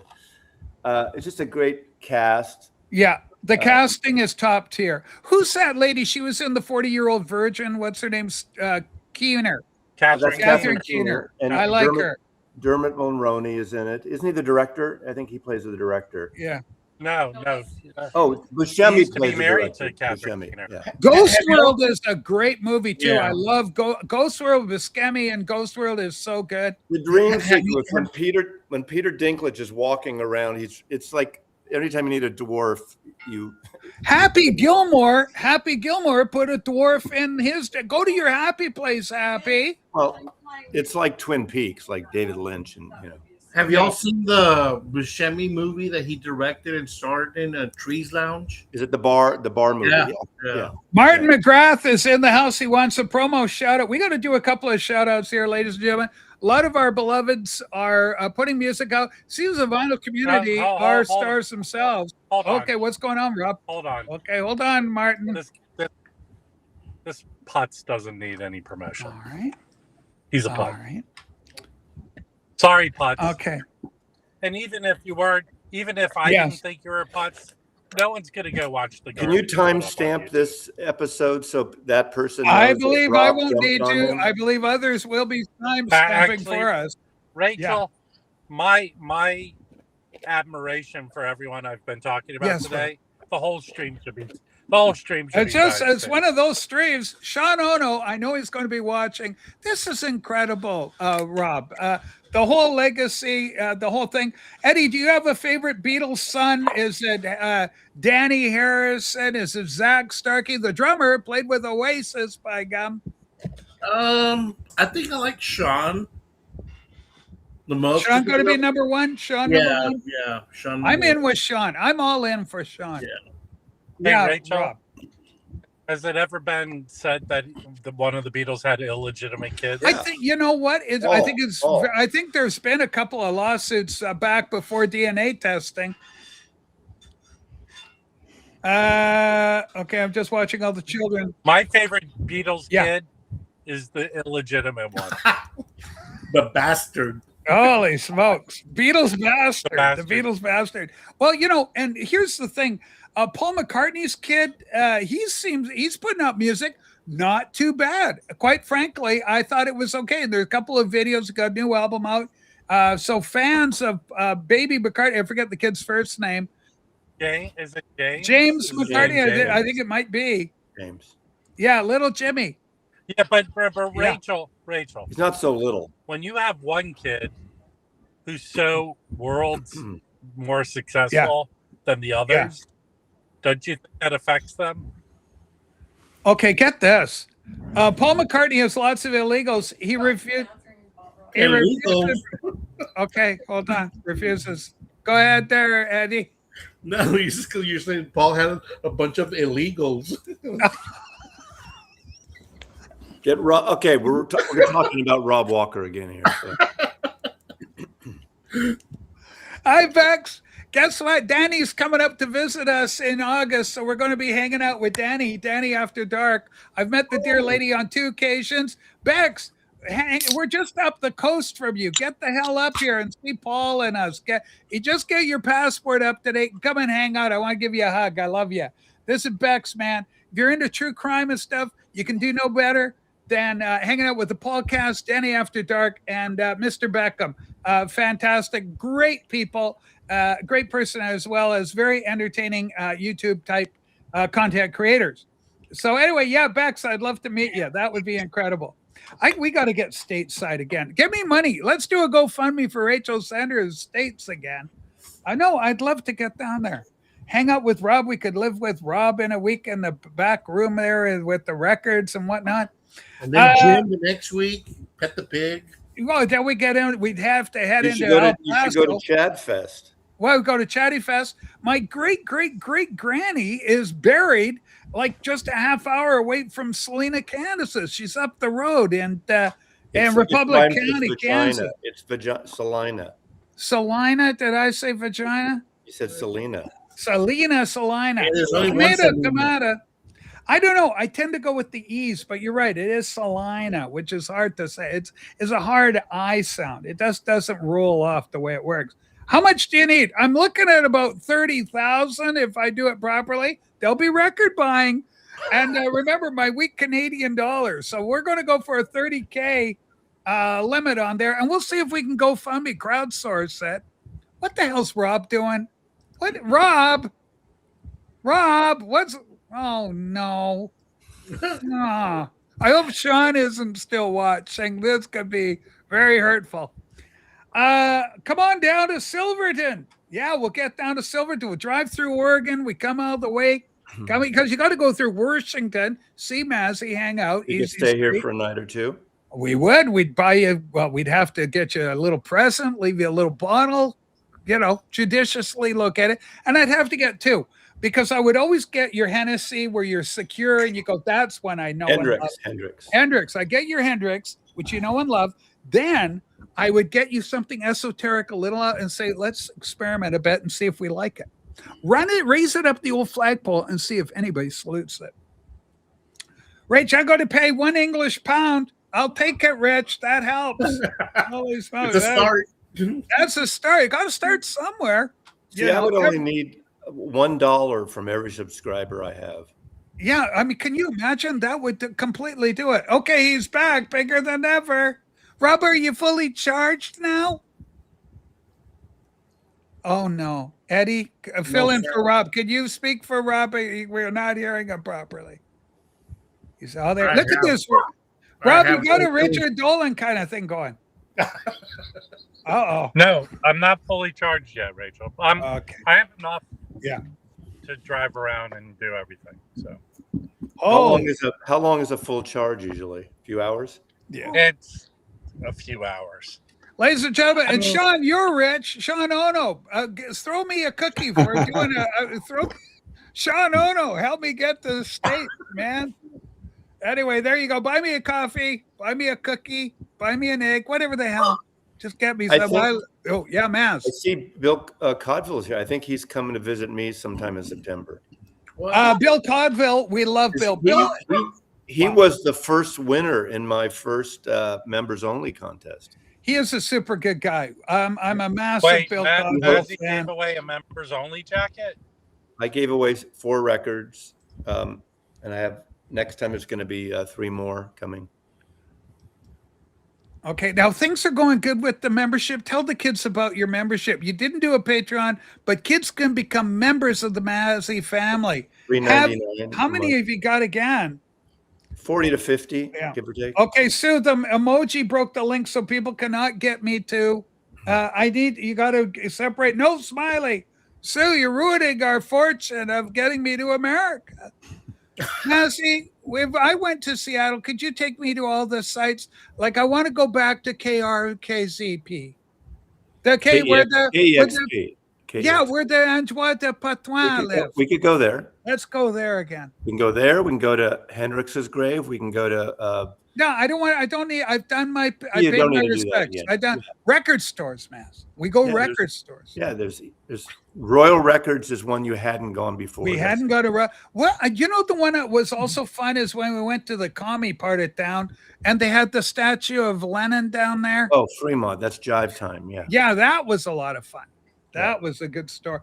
And I like the little one we went to where they had the hardwood floors, very nicely curated. Not the biggest store, but very chic. Très chic.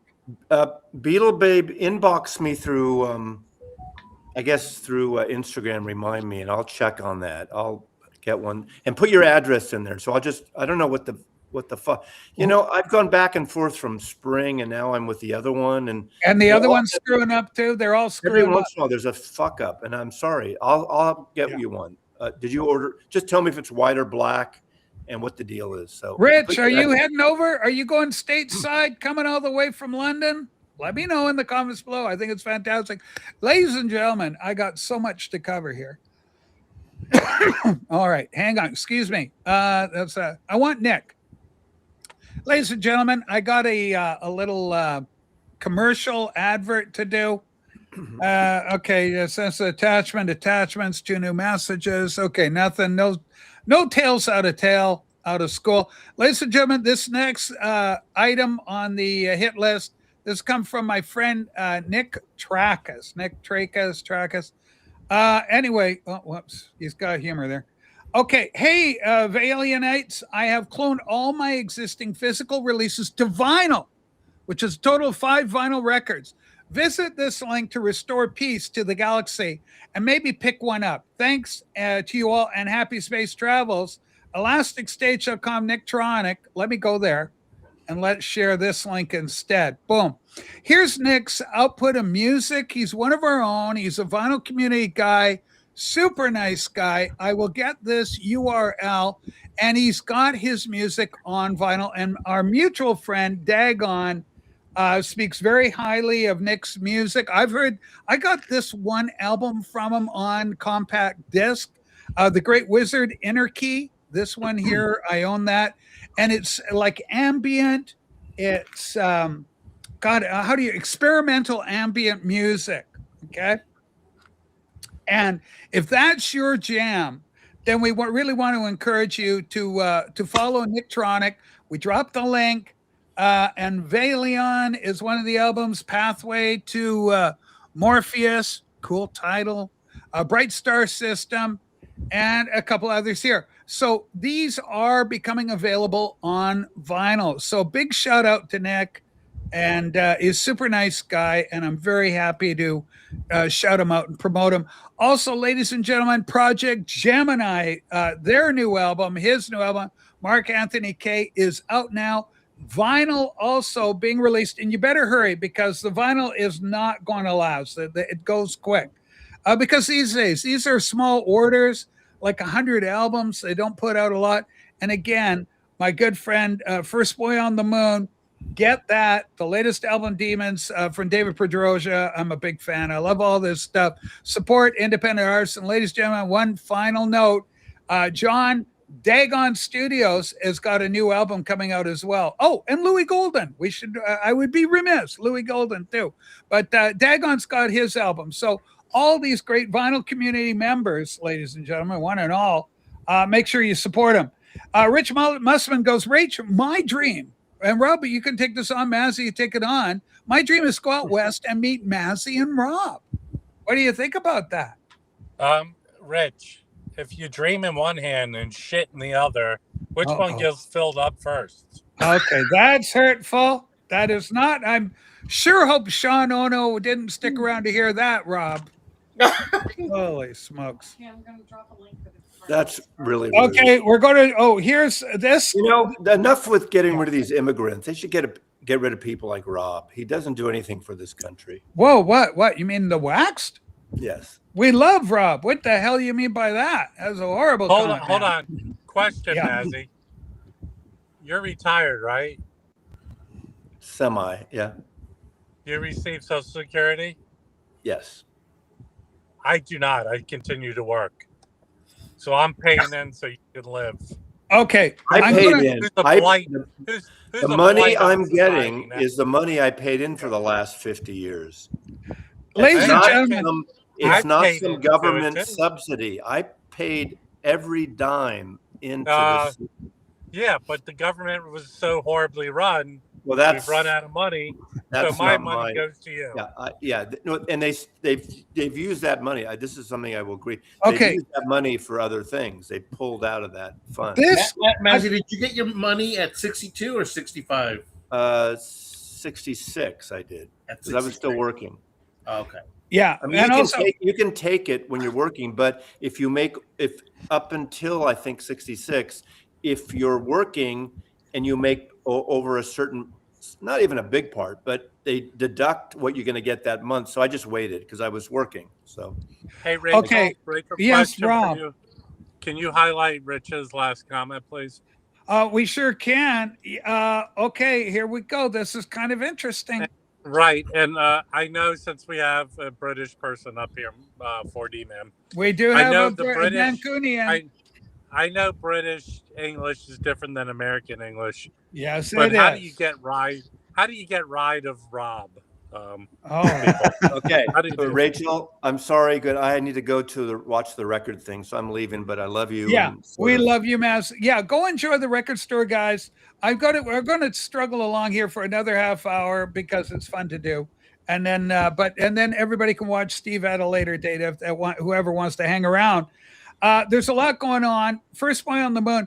There's going to be another album giveaway because First Boy on the Moon went and gifted me a copy of Project Gemini's latest album. However, on my own recognizance, I bought the album myself, so I've got 2 copies of it. even I don't need 2 copies of an album. And in this case, we're going to offer it to a lucky winner on the program. We'll do another draw, another spin of the wheel, pick a number between 1 and 1,000. No, Whoa, what? What are you saying? I'm going to do the contest. Sue's going to run it. The producer's going to run this. I'm washing my hands. Apparently, she wasn't happy with the way I did the first play on the moon. So we're going to do another one. Okay. Yeah, it's just, it's a whole struggle. The struggle's real, Project Gemini. Rachel, when you talk and I talk. Rob, come on, man. Rachel, do you have an update on Angelo Kelly? I haven't seen him around for a while. Do you know what? I have not seen or heard. He's on no contact, I think, right now. Is that what's happening? I haven't heard from him. He may be on vacation. Yeah. He may very well be on vacation. He's in a break on his tour, so he's probably, Yeah. Hey, Rachel. Mark, we'll do a contest. Rob, go ahead. I don't often do this, but I'm going to do like Mazzy and go, because I really want to see the Too Many Records make a fool out of himself. All right, buddy. It'll be a good show, definitely. We're just here for another half hour. That guy's a putz, Rachel. We love him. He's a good boy. All right, Rob, enjoy your day. Thank you so much for hanging out with us. All right. Angelo Kelly made one of the there were 2 really funny comments after my argument with Tokyo O'Brien. I was too angry to appreciate them at the time, but immediately afterwards I did. And Angelo made one of those comments, and I'm sure he wrote it in the chat better than I can remember it, but it was something like, people who have been drinking should not be allowed on live streams. Yes, something horrible. And people who haven't been to sleep, Brian, should not be allowed on live streams. And that was the end of that sentence. And then the next sentence of Angelo had said, and also people who collect records. I thought that was brilliantly paced. It was a great comment. Angelo's funny. Probably the lyrics to his next song. I love Angelo. Is one of, I consider him a friend. He's a great guy, and he's been such a good friend to the channel. And it blows me away. We get people like him, David Pedrosia, all these guys, Joey Kellio, God, it goes on and on. Rachel, I had the pleasure of hanging out with Angelo Kelly when he was in LA. So because Rob was driving him around, right? Yeah. So you happened to have been went up there. And I hung out with them one day. It was on a Friday. Yeah. We went record shopping. We went and had lunch. He paid for lunch very graciously. Oh, wow. He was a very nice guy. He's a generous guy, and he's got, thousands upon thousands of followers and stuff. He's a super good guy. I am available, Rob Walker. Get up here then, man. Come on up. Come and join us, Rob Walker. Always good to have the Fred son. Yeah, a long time no see Rob on a live. Yeah, it'd be great. Well, if we get Rob Walker here, I think we'll be able to compete against these big channels that are over on the West Bend program. Well, I've got something. Oh, I got the wrong link. What have I got? Elastic Plaza. Go over there, support our friend Nicktronic. Okay, I'm going. I got to get the right link on this thing. Or Susie, throw it in. Okay, do it. Anyway, this is fantastic. I'm so glad that maybe we're going to get Rob Walker up here, which would be groovy. I don't know what the hell I'm doing here. Holy smokes. I can see how some of the people in England can be frustrated with the current situation of the inflow of immigrants in the past. It's been, 15, 20 years? A lot. Longer. Yeah. I don't mind, providing asylum for some of these immigrants. But when they start coming in and wanting to change the culture, that's when I have a problem. It's like, okay, why should all of a sudden you be the majority voice? Or laws be made in your favor?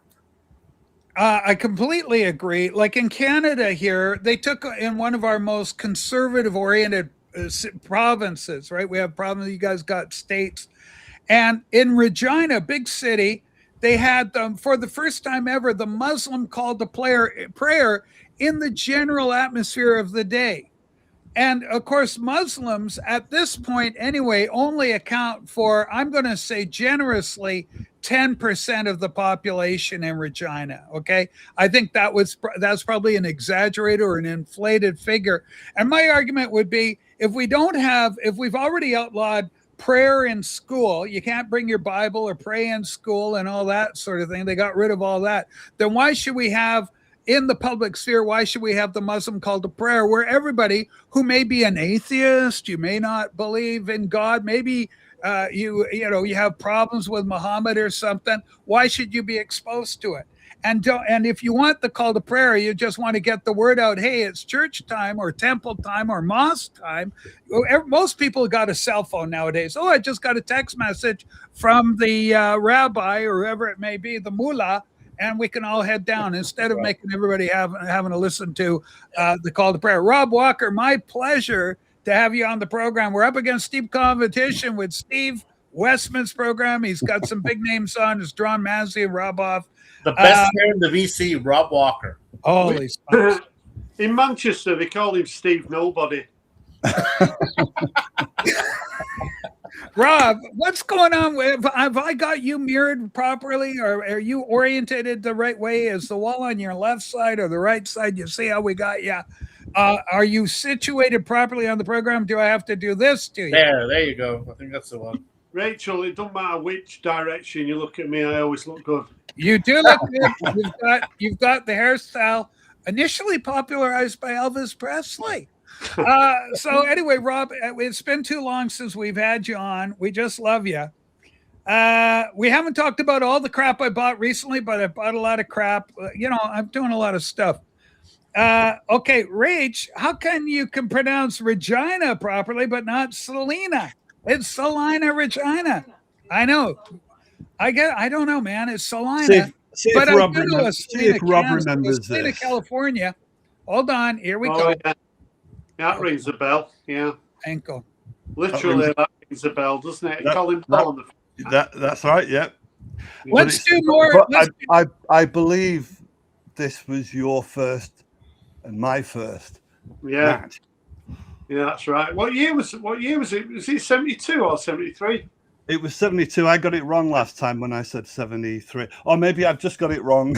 I think I might have just got it wrong again. My fucking head's not straight this week. So I was actually, the date is Saturday, 17th of February, 1973. Wow. So it was 73. Yeah. After fact, this great comment from my protege, young Archie, the pride of Yorkshire. Rach, why do you think the Brits seem to guarantee strong viewing? People are interested. People love England. People love the UK. We go, whoa, what's this? We got a dono coming in. Rob Walker, that's fantastic. No, you're in England. You're in the UK. You guys don't have any money anymore. It's been given to you. How come nobody would be contributed to send Rachel to the U.S. fund? Get me to America. Beetle Babe's helping us out. Jen, thank you so much for helping get me into America. Eddie, help me out. I've got to get stage side to take advantage of criteria. I tell you, when I win the lotto, I'm moving you to Texas. And Sue and what will get her ponies. Big, beautiful state, Sue. You'll be on a ranch. We'll be happy we'll be so happy. Anyway, guys, here's the deal. I'm watching the World Cup. Harry Kane with a bunch of Africans seem to be taking England by storm. What the hell happened to your football team? I'm watching England play France, and I'm going, oh, my God, one Frenchman and one Englishman seem to be fighting their best they can against a bunch of people from Nigeria and coastal Libya. What the hell is going on? I put the World Cup on. I thought it was the African nations. I know. I was watching. It was like England versus Ghana. And I go, which one's England? I couldn't tell. Look at the fucking thing. What the hell was going on? At least with the Koreans, I go, okay, I can see that is the Korean team over there. Who the hell? Oh, Canada. What the hell's Canada? We're a whole bunch of Caribbean nation people. So there's like a couple of white guys, and then all our team are a bunch of Caribbean Africans. Rachel, diversity is our greatest strength. Maybe on the pitch, maybe on the pitch.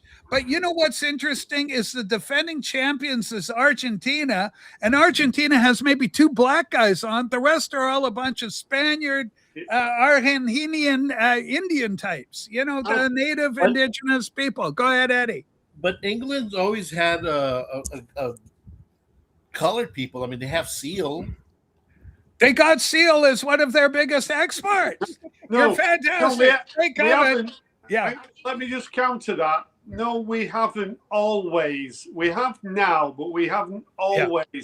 You have a look at the team that won the World Cup in 1966. 1966, Bobby Charlton. Yeah, and then get back to me. Okay, 1966 it is. It's a maybe they didn't let them play back then, like they did here in the States. In the States, they had the Negro League for the basketball teams were all white guys. There was that's true. Basketball. Why? Because they would get their asses kicked. Absolutely right.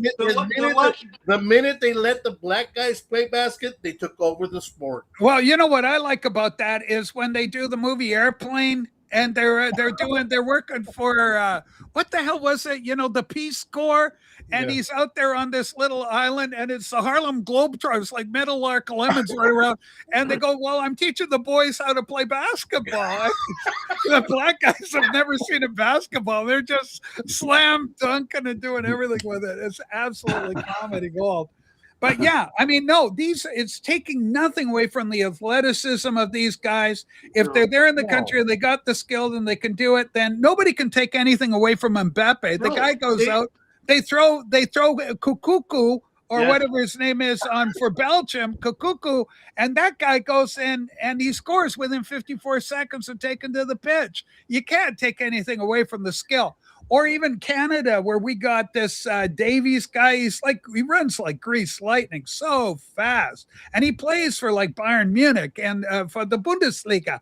So these guys is all talented, but it's not reflective. It's more like a club thing. And in the old days, the idea was that you could get behind it because everything looked like your high school. Now I'm dating myself. In my day, they had one like Indian kid. That was me at my high school. And we had one East Indian guy, little Davy, my pal. And then I think there was one Chinese kid. That was it. Everybody else was Scots, Irish, English, right? That was Canada. Now it's all different. You go to my old junior high school, my elementary school, and there's not a white kid to be seen. My old building where I grew up in is now housing for immigrant, new arrival, migrant housing. They're not a white guy in there. Remember we went last couple of years ago with Bill Codville, and Bill drove us over. And I said, yeah, I used to live here, went by the old apartment. And it's there wasn't a white person in miles of the place. Yeah. Unfortunately, this isn't 1974, and we can't go back in time, and we can't address the wrongs. So we have to either live with the decisions our political leaders have made, or we have to do the right thing and kick them out. Well, you got to vote them out if the elections are fair. See, in Canada, we have a real problem because we can't get a majority. So what happens is, like, with the Liberals won, now Justin Trudeau won, but he was being propped up by the NDP. The NDP, for their malfeasance in propping up, were decimated, and they don't even have official party status in Canada anymore. They were beat that bad, right? Then what happened is that the new Liberals came in under Carney. Trudeau had to step down because everything was horrible. Then Carney comes in. Carney comes in and says, I hate Trump. All the idiot Canadians get their elbows up, go, we hate Trump too. We're voting for you. Now, he doesn't have a majority government, but then he figured out he didn't have the NDP to prop him because they're decimated. So what are you going to do? Well, he got a solution. He started sending money, hard, cold cash, to opposing political party people. And then they were able to cross the floor, so to speak. And so we're liberals too now because we got a lot of cash. And now he's got his majority. And then they can pass a whole bunch of legislation, which screws up the country even more. And it's bad. So elections, what I'm telling you, Rob, took the scenic route for you. You're not going to vote your way out of this one. Go ahead. It's very interesting, though. The European Union and Europe in general is moving towards the right. Yeah. So after certainly 2, probably 3 decades of left-wing propaganda, the people are waking up. And I'm amongst the people that are waking up. I've woken up and I can see with my own eyes. I can walk into Manchester, I can see it. It's all over the country. So people can either accept it or they can do what they're doing in France and they're doing in Germany, and they're voting for right-wing governments, and right-wing governments are the future.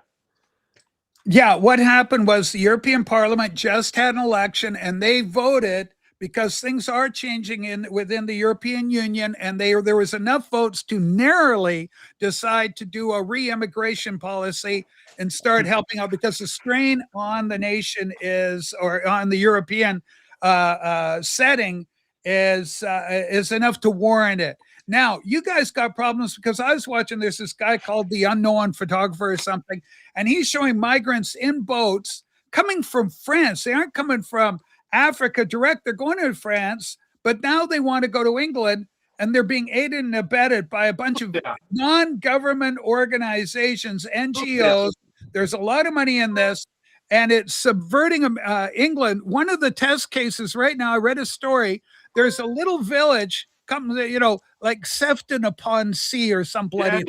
Yeah. And they've got a population of about 400 people. Yeah. They are planning to drop something like 3,425 newcomer migrants in this village. It will absolutely immediately outnumber the domestic population in that village 4-1. At which point, the culture and everything that helped identify that as distinctly English is no more. Eradicated. They call it cultural suicide. Or also empathetic suicide. Rachel, is the Order of Canada like the Canadian equivalent of being knighted in the UK? Yeah, it's like the people's, the one Obama with Ellen DeGeneres got, that kind of thing, the People's Choice Award. But whatever they call that thing, it's the highest civilian honor that you can get in Canada. So it's like being knighted, one step under. That's the kind of thing. Michael J. Fox got promoted to the Order of Canada. There you go. It's the highest civilian award. But the guy's so American, it makes no sense to give it to Michael J. Fox. The guy's an American who lives in America. He uses American technology. He's an American. He's not Canadian. So it's kind of stupid. And the rise in anti-Semitism in the UK is very alarming. Okay, well, I think there's a 1-to-1 correlation there, because you're getting people of a particular religious persuasion that are antithetical to our beloved Jewish friends. You're going to get the rise in the resultant rise in anti-Semitism, and it is alarming. It's not just happening in England; it's happening in Canada as well. And I would argue that New York City is a real hotbed for anti-Semitic, anti-Jewish sentiment. And so, we're obviously in opposition to that. And I personally, this kid down below here who's in Tel Aviv knows where my heart lies when it comes to Israel. But anyway, Jesus, good to see you, buddy. Likewise. Yeah, we got Rob Walker, we got England represented, we got Israel represented. Ladies and gentlemen, give us a thumbs up. We're going up against Steve Westman, who's got all the heavy hitters from the TV. All the biggest names in Hollywood have drawn Mazzy off. That's why. That's the only reason why I dropped the comment. Yeah. About Mazzy's promotion of another show that was going to be interesting. That was with Steve Westman and a bunch of other, I think, audiophile people, and I described it that it sounds like as dull as stale dog shit. I know I'm slow, Rachel, but I've got no chance of finishing anything unless you give me a bit more time. I apologize. That was my fault. I'm just activated because I activate quickly when I see your comment. But go ahead, take your time. Take your time, 4D. So the reason I described that as dull as stale dog shit is because Maz didn't leave it there. And I know you're okay with this. You were cool and you rolled with it. but he was advising you to curtail your time limit so to make way for that, and that really pissed me off enough to say it sounds as dull as stale dog shit to me. If he hadn't have added that advice, I would have said nothing. Yeah, you reacted to it. You know, it's okay. I understand his sentiment and stuff, but everybody. It's a big vinyl community. It's a small vinyl community. It's a big vinyl community. There's lots of room for everybody, and there's constantly people stream against one another. It's just the nature of the beast, and I never worry about it because I get a lot of views post production on these things. You know, so I'm not doing, the channel isn't what it once was. Like, it's not designed around the same thing. I do one show a week. I don't need to be relevant. I just come out here so I can talk about the very topic that we're talking about right now, which is near and dear to me. I got my little political show for that. But I like talking about whatever interests me. And if it's politics, I'll talk about it. If it's records, I'll talk about it. If it's art, music, I'm big on chess right now. I'm playing chess, and I just got finally a lifetime dream, a Bobby Fischer, Boris Spassky, that's my age group, 1972 Reykjavik reproduction in absolutely gorgeous Bud Rosewood. And it is a stunning tournament-sized chess. Oh, my God. Yeah, are you able? Is it too awkward to show it, Rachel? It's well, I can do it in the form of picture. I got my Instagram. Let me show you the picture on the. I put it up on or Pinterest. I put it too. Hang on, there we go.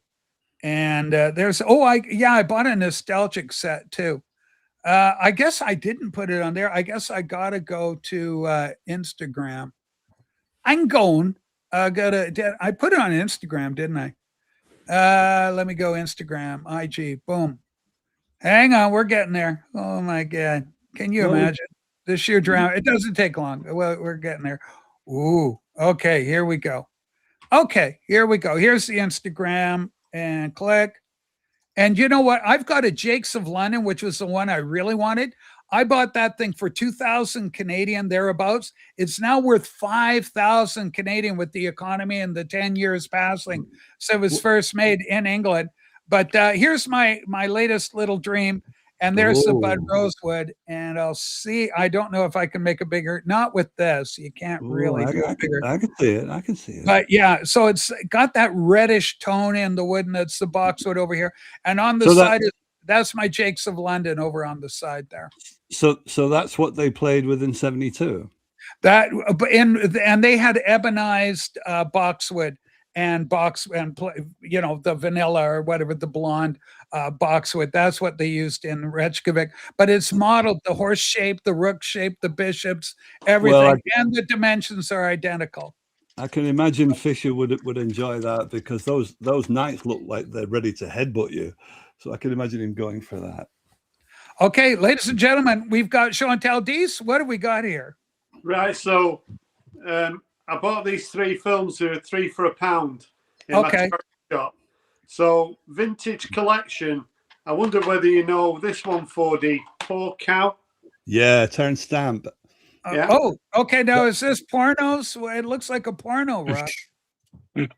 It was late British New Wave. Was it not 1967, Rob? Has it got the date on the back of it? Probably, but can't read that. But I'm guessing it Archie would know, but I'm guessing it's 1967. One to get for 30 pence. Oh, it's brilliant! Yeah, for a brilliant bargain. Classic, kind of loving. Hang on, we got to make it big again. Kind of loving. And then this one's quite interesting. It's a double British New Wave Volume 2. Double. It's got The Accident and The Family Way. Do you know them films? Yes, I do. The Family Way is the one with the soundtrack by Paul McCartney. Paul McCartney, The Family Way, correct. And The Accident is 1967, directed by Joseph Losey. It's a really classy one. One of them is British New Wave, which is The Family Way. The Accident isn't British New Wave. It's a British film, but it's not British New Wave. Right. Would you put The Accident down as what Archie calls the kitchen sink dramas? No, it's not that. It's filmed in Oxford. It's about Oxford lecturers. It's a quite privileged position. Ooh, so it's no way. Yeah, it's Dirk Bogarde and Dirk Bogarde. Stanley Baker is in it as well, and they're both Oxford. They're both Oxford dons. Simon, we got a bunch of Brits up here. Come on up. And it's cinematically, it's a beautiful looking film. Yeah, John Dankworth did a really lovely jazz soundtrack to it. So all the films you showed there, they're all brilliant, and most of them are British New Wave. Yeah. Now, Archie, I hope Archie's still watching because it's right up his alley, all this stuff. I'm a big Dirk Bogarde fan. I think Sue would put herself in as a Dirk Bogarde fan. We own The Servant. I got the Criterion version of The Servant, had to buy that, had to own it. And Bogarde's a great guy, closeted gay guy. And the interesting thing about Bogarde, he ends up having a lifelong kind of companion with, what's her name, who I love from Walt Disney. She was in... got everything. Her dad played Bob Cratchit in the 1951 version of Christmas Carol, Scrooge, with Emma, with Alistair Sim, of course, one of my favorites as well. And but Glynis Johns, Johns, and so her husband breaks up with her. They divorce. They have a couple of kids. He remarried too, another female, but he ends up with Dirk Bogarde. They lived happily ever after until they both passed away. They chose to live their lives as a gay man. Dees, this is for you. Have you ever been tempted to live your life as a gay man? This is Pride weekend, apparently. What is happening? What do you think about that comment? I mean, sometimes I feel that if I were gay, it would be easier, to find romance, but it's probably not. The sex is easy to come by. There is a whole phenomena, and I'm glad Simon is joining us. He knows a lot about this. Simon, we're going to talk toilet trading. It's a big business in England. We call it the toilet trader. Yeah, right. Rob Walker, have you ever been involved in the exciting life of toilet trading? Let's see what Rob said to that. Toilet trading. Toilet training or not toilet trading, Rob. The toilet trader. No, I don't know what you're talking about. All right. Well, it's an exciting lifestyle, and it can also be like Charles Hawtrey got involved. Massey knows all about it. I bet he does. Yeah. Holy smokes. This is so great to have you on board, Simon. So many things going on with you, not the least of which is I am sick of my record collection. Now, is Rob Walker also confessed to you that he too is sick of his records? I bought all these records today. I've been at a record fair. Show a record. We haven't even shown one record on the TV show. The kids love their records, Rob. Bloody hell. So I bought a lot of them. You won't know them. So I bought a couple of soundtracks for cheap. Okay. That one. Oh, Annabelle Brooke. I know that kid. He was in Bonnie and Clyde. That actor was in Bonnie and Clyde, and he was also in the Star Trek episode known as Miri. That was £3. That's in World War II. It's a bargain for £3. Rob, he was in the episode with Kim Darby. Oh, that's a good one. Oh, good movie. Of course, yeah. That's good. I used to have that when it first came out. I had it. It was one of the many I sold, and I've replaced the ones that I sold now, but I still haven't replaced that one. The prices on eBay for a really good copy are really too high. Really? So yeah, it's not bad, is it?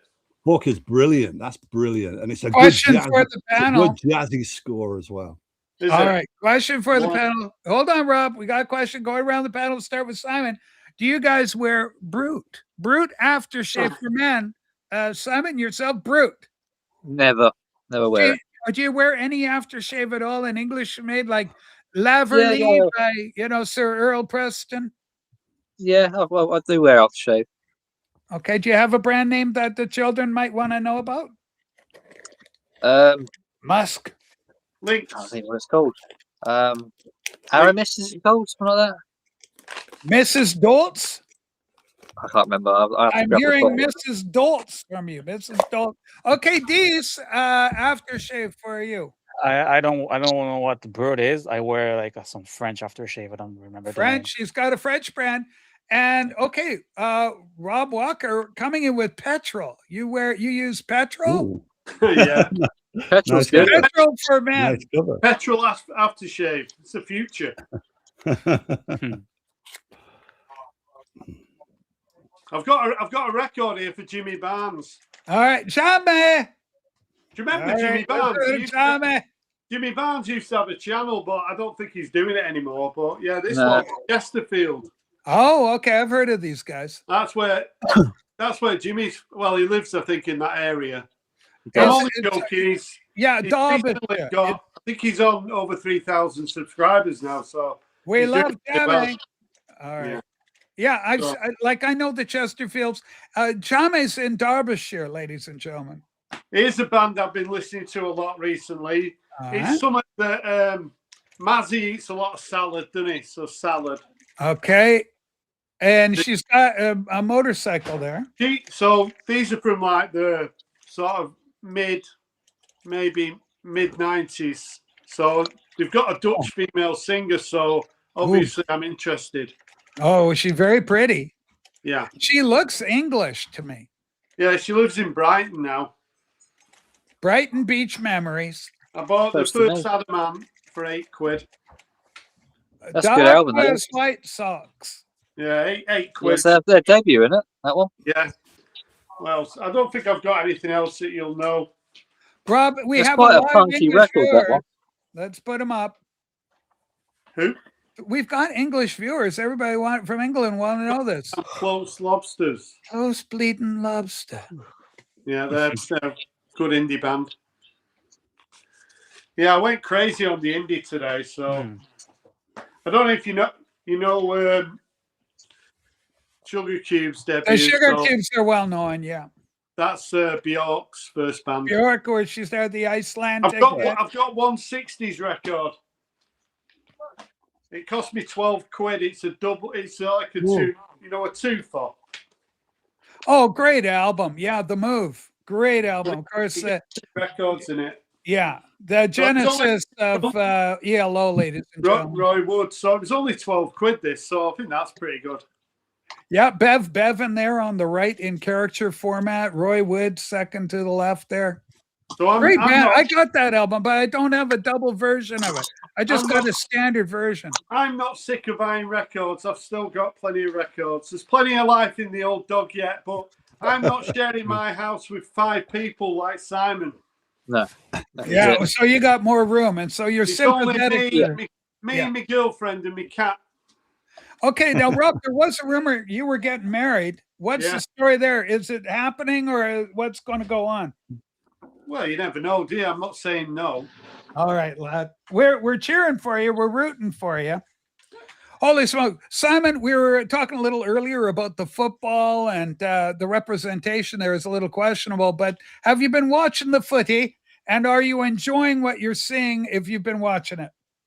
I'm all for club football, but when it comes to World Cups or European stuff, it just doesn't interest me because England are always such a letdown, aren't they? Usually. Well, I mean, 1966 was a good year. Well, of course, yeah, but that's before I was born, wasn't it? But I kind of like fell from it since probably '96 when Terry Venables was in charge of England. It's never been quite the same since then for me. All these foreign managers. Well, that's another phenomenon too. I don't like that idea. I think there's enough talent within the United Kingdom to get, an Englishman or, get an Englishman. If an English team, if you're going to break it all down.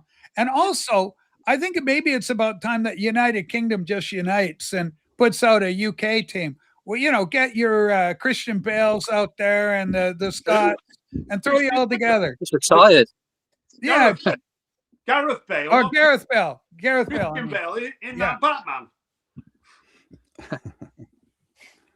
We can't hear you, Rachel. Can't hear you. You're muted, Rachel. She's muted.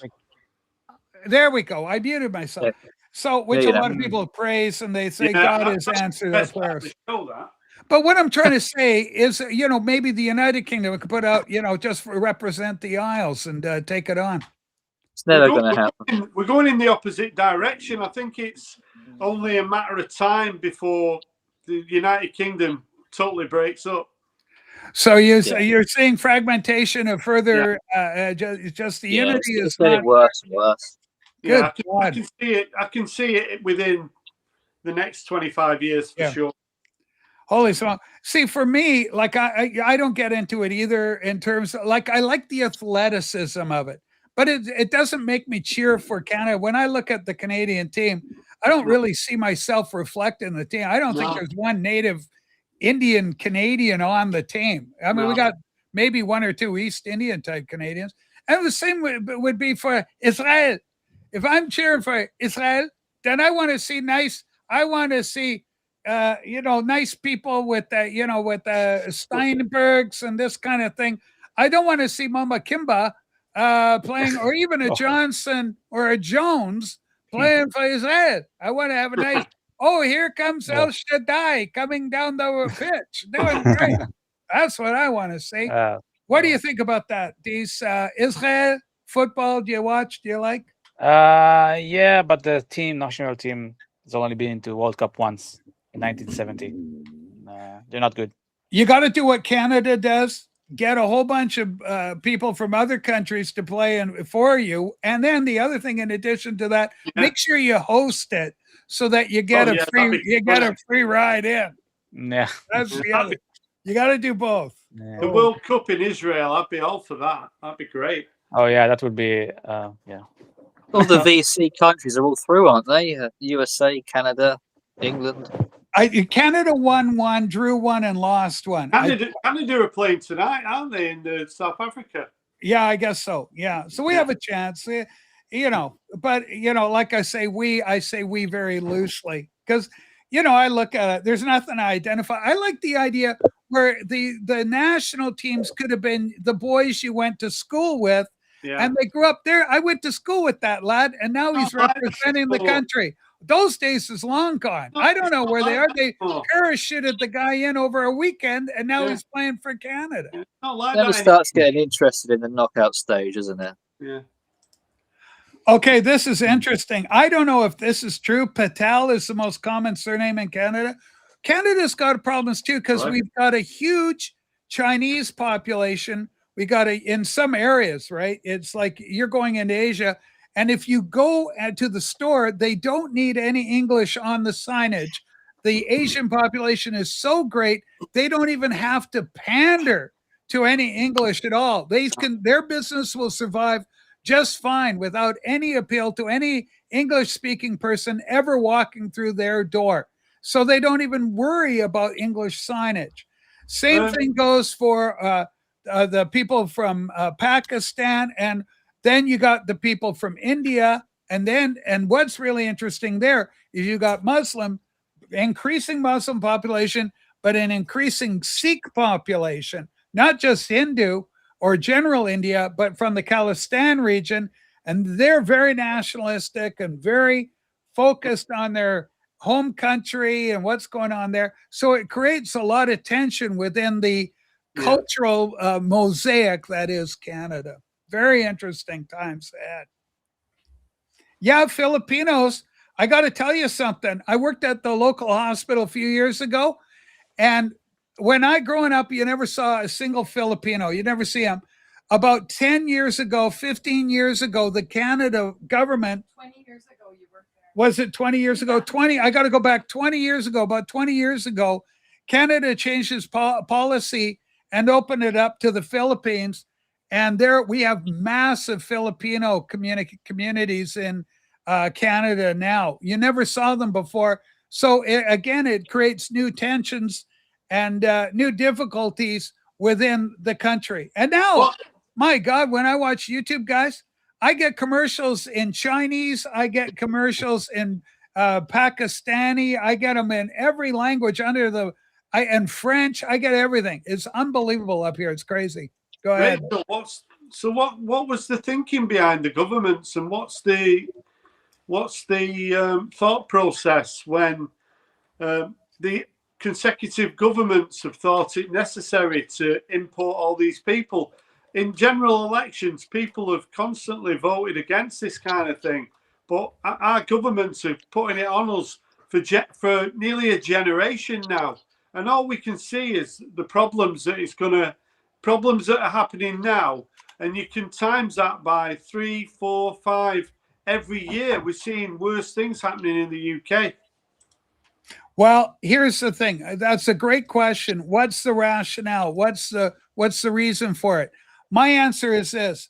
These people come from countries that have been exploited by their own governments, their own problem. Rather than, the idea was to come to America, come to England, come to Canada, come to all these different guys, Australia, whatever, for a new life, for hope, to build a prosperity and a community for yourself. But it hasn't worked that way. Rather than lifting up these people to the standard of living of the middle class of these nations, the middle class is having its standard of living lowered.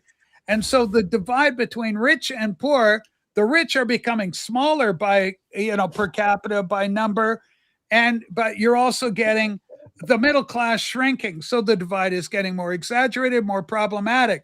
Part of the rationale forwarded is that it is easier to control these populations which haven't had anything than for populations that have expectations of prosperity, of financial independence, of the ability to say, no, government, here's where the buck stops. Here's where you get off.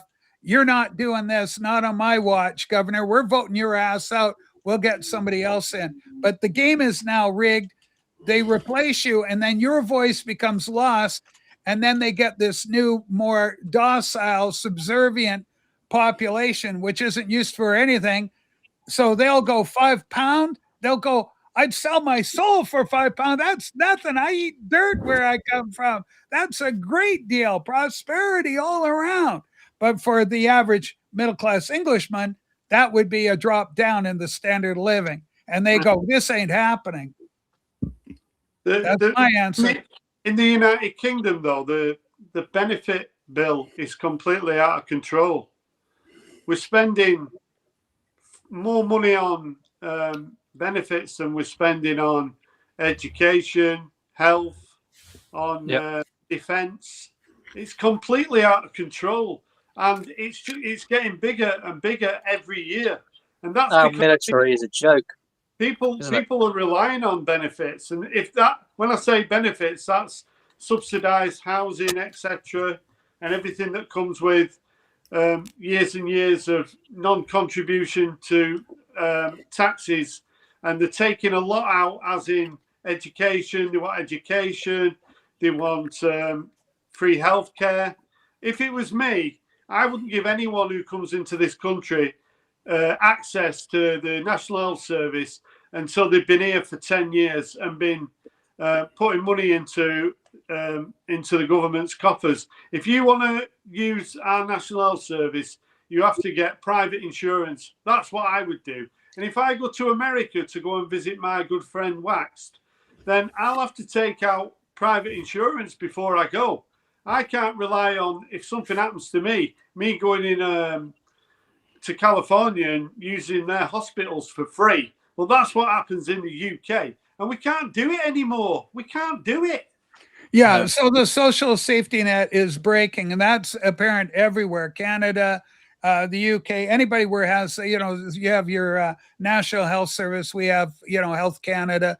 But here's the interesting situation, specifically when it comes to Rob Walker.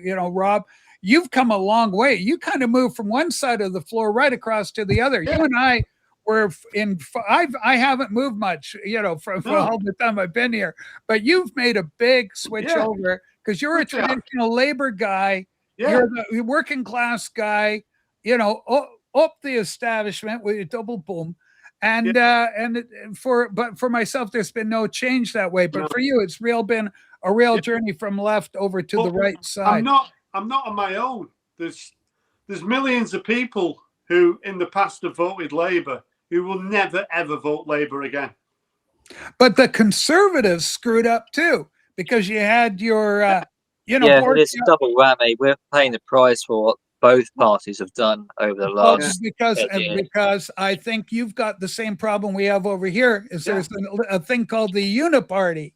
So in Canada, the difference between the Conservatives and the Liberal Party on paper is very little. They're the same thing. And then you've got in America, there's that classic picture of George Bush cuddling Michelle Obama. So, I mean, what are you doing? Who's somebody that's supposed to be ideologically in direct opposition? You guys are just making up like a couple of lovebirds. So, and what happens in the middle when you see that happen? When you get the left and right making nookie together, it means somebody's getting screwed, and the people that are getting screwed are the middle class.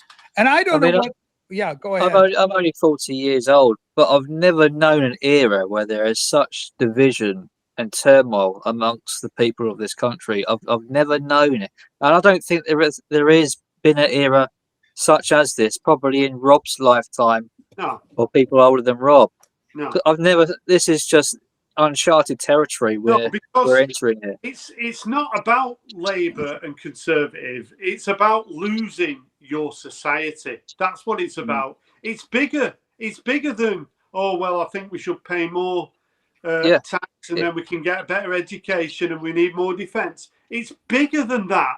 Yeah, it's a worldwide agenda, I think. That's what it's about. Yeah. I agree with both of you. And here's the interesting thing, because the native populations, the native European populations, Canada, it's all over the world, really. The birth rates are going down. And so we're not reproducing enough. No. And what happens when you Anglo-Saxons don't reproduce and you're getting thousands of people in that do reproduce? Ladies and gentlemen, you people disappear is what happens, and the country will change. And when you get a majority of one orientation, one ideology, and one religion, that will be the predominant statement on the territory that used to be the land of the Angles and the Saxons. That'll be literally history, and you got a new world to look forward to. What that new world will be is anybody's guess. Well, I won't be alive to see it because it might take another 30, 40 years. I'm not going to be around to see that. But my kids will, and maybe my grandkids will. Yeah. The thing is, you think, right, in the past you'd say, oh, I'm getting out of England. I'm getting out of Great Britain. I don't like the direction the country's going in. But where'd you go? Where'd you go? Maybe it's the same program here. Where'd you go to Poland? You go to Poland, I think. I think the other thing too is the increasing legislation that's come in. So England, in terms of mean posts and social media arrests, people saying things on social media, the UK leads the world in people being arrested for stuff they're saying online. Yeah, Canada, at the same time, Rob, I kind of feel that that's kind of what they want. They want people out of the country. You know, they want to clear us off to another place. They talk about, oh, there's been 600,000 come in the country and there's so many left the country.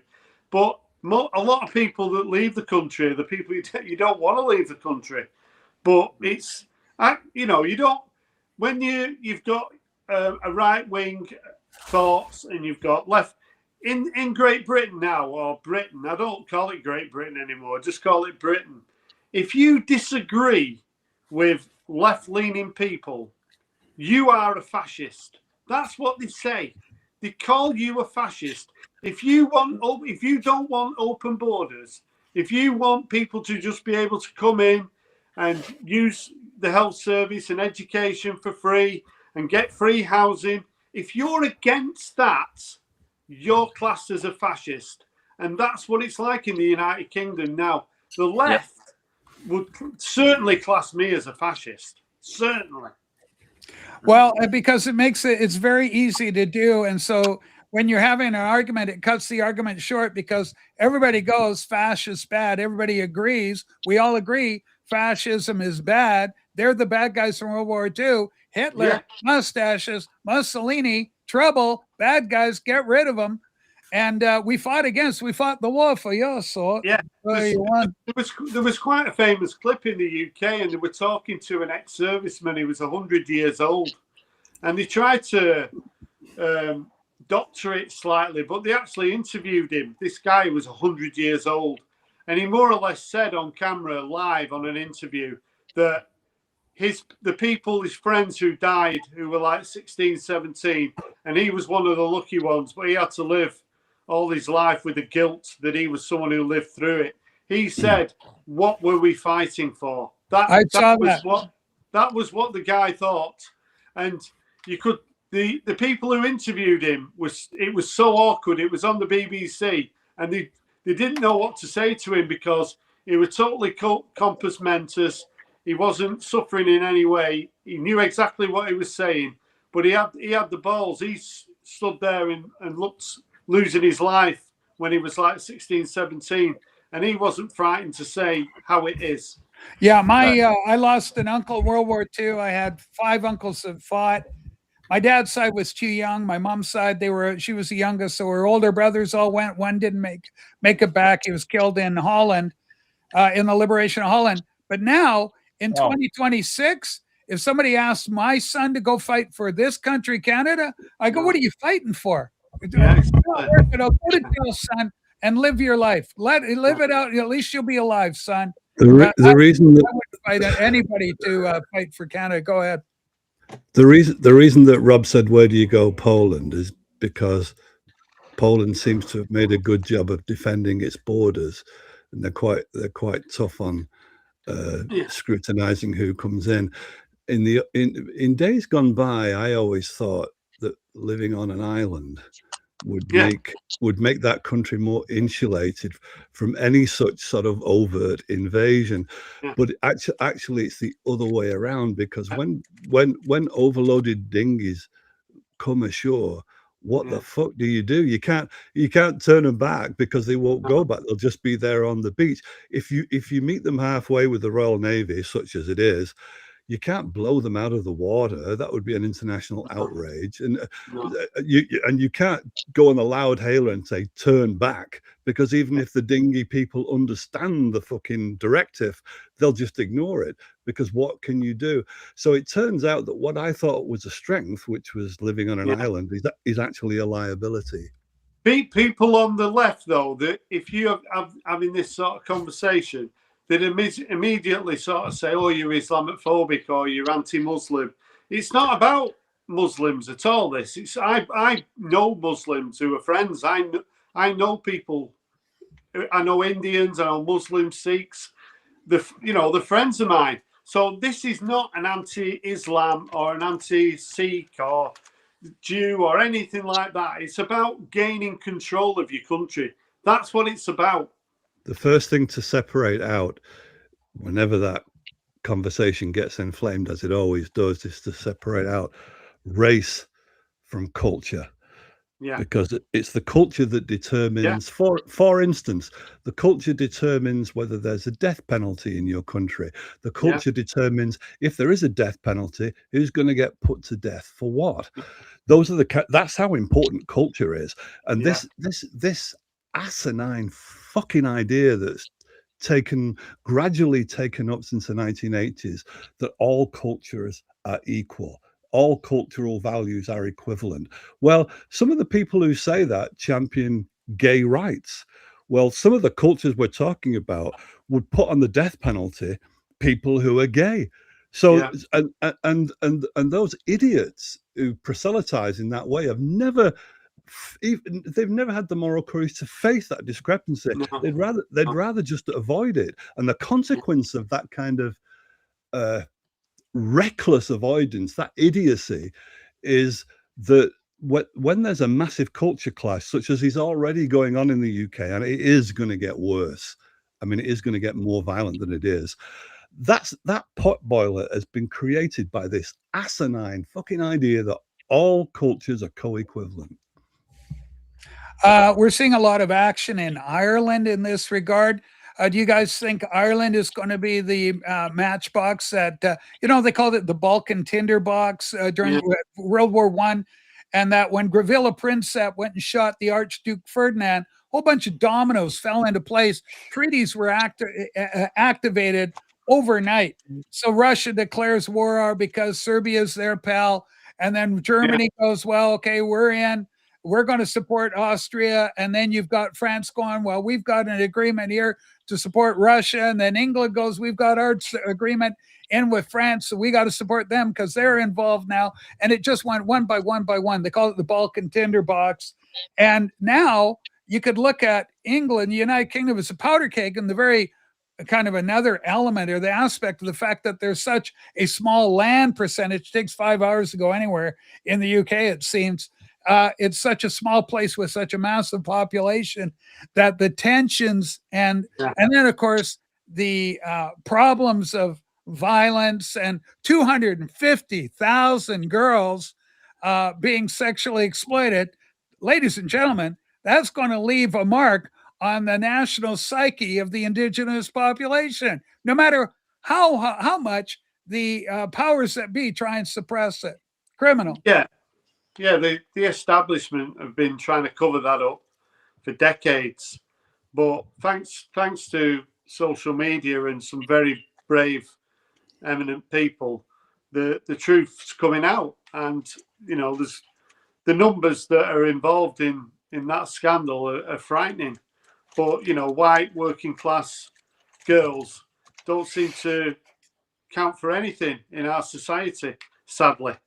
Yeah, I mean it's crimes against humanity is the broader category for it, what it should be, and the nation. But they tried to hide it. But look at Jimmy Savile, who got away with all his nonsense for so long, and then finally, the story broke after he died, mind you.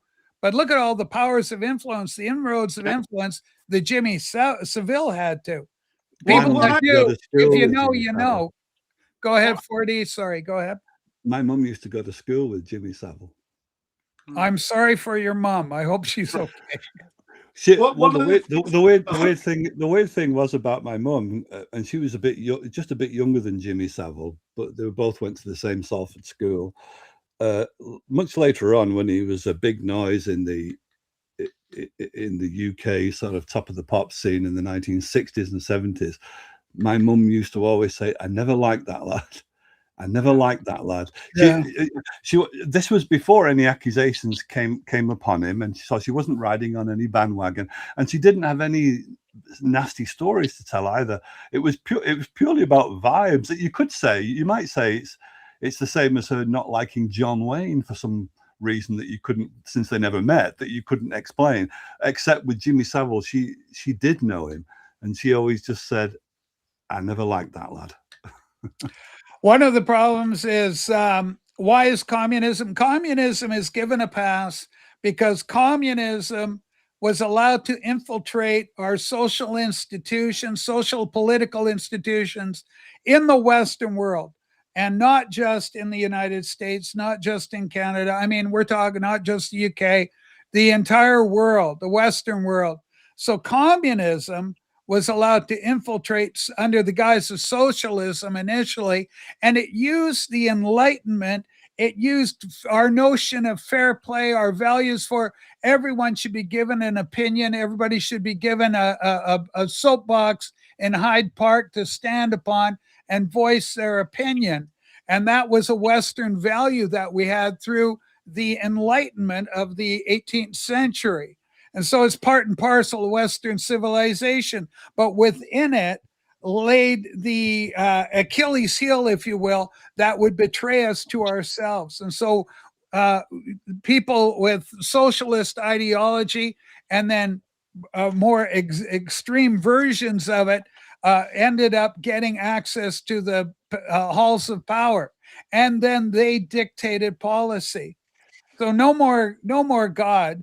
We just learned that the defender of the faith for the monarchy in England is now defender of all the faiths that may end up visiting England, whatever that may be, even faiths that are don't have a historic presence within the halls of power within the United Kingdom. So in the United Kingdom, over the last sort of 3 to 4 years, particularly over the last couple of years, there's been a lot of demonstrations about the hotels. So hundreds of hotels around the UK housing these illegal migrants who have come into the country.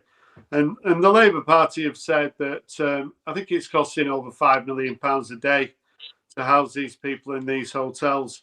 So the government said, "Oh, we're going to close the hotels."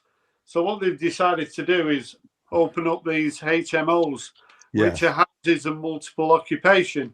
So Yes. those houses of multiple occupation could be 10, 12, 15, 20 men, all probably under 30 years old. Yeah, Single that we don't know anything about, and they could be living on your street. Someone in the vinyl community that I know pretty well, he lives in a really nice area, and one of these HMOs is opened pretty close to his house, and there's 300 men, single men, undocumented, wandering around the area in a really nice affluent area. Who's gonna look after the sex? So if you're between 18 and 30 years old, then we all know as a male, then you're attracted, you want to get with women and things like that. How are these men gonna get into that sort of situation? It's very difficult for all the young girls and young women in those areas, and those HMOs can be opening up anywhere in the United Kingdom, anywhere. Well, that is a scary thing for local neighbourhoods to have to think about. And the government's willing to put up months of rent, you know, before they even go in there. It's ridiculous how keen the government is willing to pay for these setups, for these houses. On my road, there's a big end house where the last occupants were a nice Polish family, a couple and 3 children. And I don't know why they disappeared so fast, whether they were forced out or not. And the place was bought up by a guy whose name I can't hope to pronounce. And he made a planning application to convert this one family house into, as Rob says, a HMO. And you get a very limited time limit to make any residential objections to that. So I made my objections, and so did at least one of the neighbors. So I had to research about what objections were valid. So you can't say, for instance, what they're planning to do will bring the value of my house down. That doesn't count. So you have to look for things like community or environmental objections. So I did that, put it together, and so did at least one other neighbor. And also some ex-councillors made objections that it would be turbulent to the community to do this. You know, that it would destabilize the demographic. So things like that were overridden. The planning application went through to turn basically one house for one family into 5 living spaces, which basically guarantees single people. You know, if you're going to cut it down to 5. And then they made a further application because they figured out if they could, do something with the space, they could make it 6. So now when they finished these renovations, what you're going to find is the kind of demographic that Rob just described, which in this case will be 6 people, probably in their 20s, and given the Salford Council's agenda generally, and given the name of the landlord, whose name I cannot pronounce, it's very likely, and given the trend, it's very likely that those 6 little spaces, those little pot boilers of tension within themselves before they walk out the house, those 6 people are gonna have come off those dinghies, and they're just throwing them onto the community as if the community can deal with it. Yeah, it's really interesting. I mean, the stress is on society and the culture, but what's also interesting too is that there's more consensus too that's coming. A lot of people weren't aware initially what was going on and the impact, but then people like Rob Walker, I point to Rob. We've watched him here for the last 4 years move from one side of the aisle, kind of moving further over to the other, but just because of the reality around him. It can't be hidden anymore. You just walk out your door. You see the reality of what your world is. You go, oh, well, that's different. All right, I'm up with it now. Is it me, or is it like ironic that this all happens at a time where so many new houses in the UK have been put up, you know, across the country, and that perhaps this may be the agenda all along, is to house these people. I kind of get the impression that that was always what it was about. But that might just be me.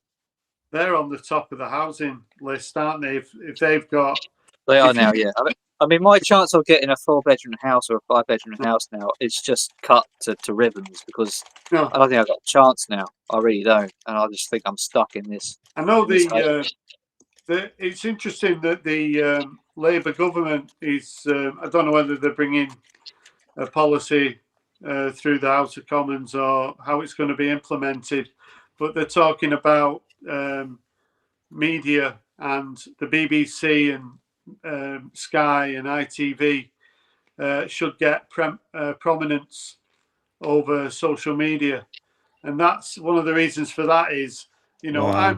I'm a good example of someone who, I suppose some people would say, oh well, you've been watching YouTube and people on there, and people with those views don't tend to be on the BBC or ITV or Sky.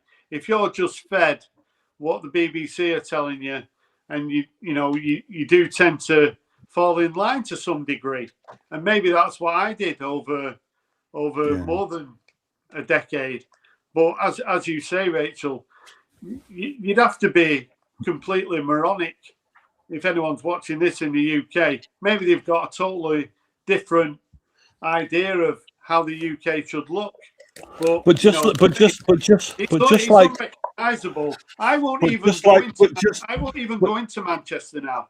I wouldn't. I don't feel safe going into Manchester. I don't feel. But just safe. Like you, Rob, just like you, Rob, have made that gradual conversion away from mainstream media. There are other people like Neil Oliver who've made the same gradual conversion, and he used to be a party to mainstream media. He used to have a BBC program on, and he's completely opened his eyes up around that to the state where I sometimes worry about his nervous system, because he's had to make such a transformation and somehow keep his head together in all of that. So yeah, your experience, how you've transitioned away, I think that mirrors a lot of people that Tony Robinson also says that he's observed. That's what he means when he says the country's waking up, and that the question is, the question is, have they woken up fast enough? Yeah, but it's I want to get things done through the ballot box. I want things done that way. Watching that film, the Citizen Vigilante film, and that's a film that Hollywood certainly would never make, even though there are sort of similarities with the Death Wish film. It's been banned in Germany, hasn't it? It's been banned in Germany, but there's similarities with the Death Wish film. The Death Wish film's different because it was his daughter and wife who were murdered, and he's making vengeance over their deaths. But that was mirrored and championed by Hollywood as being a great film. But then the narrative of this new film, the vigilante, is someone who's going around speaking to victims of some horrendous crimes and wanting to get, I suppose, vengeance for what they've committed, whether it be the judges who have been involved with it or the perpetrators.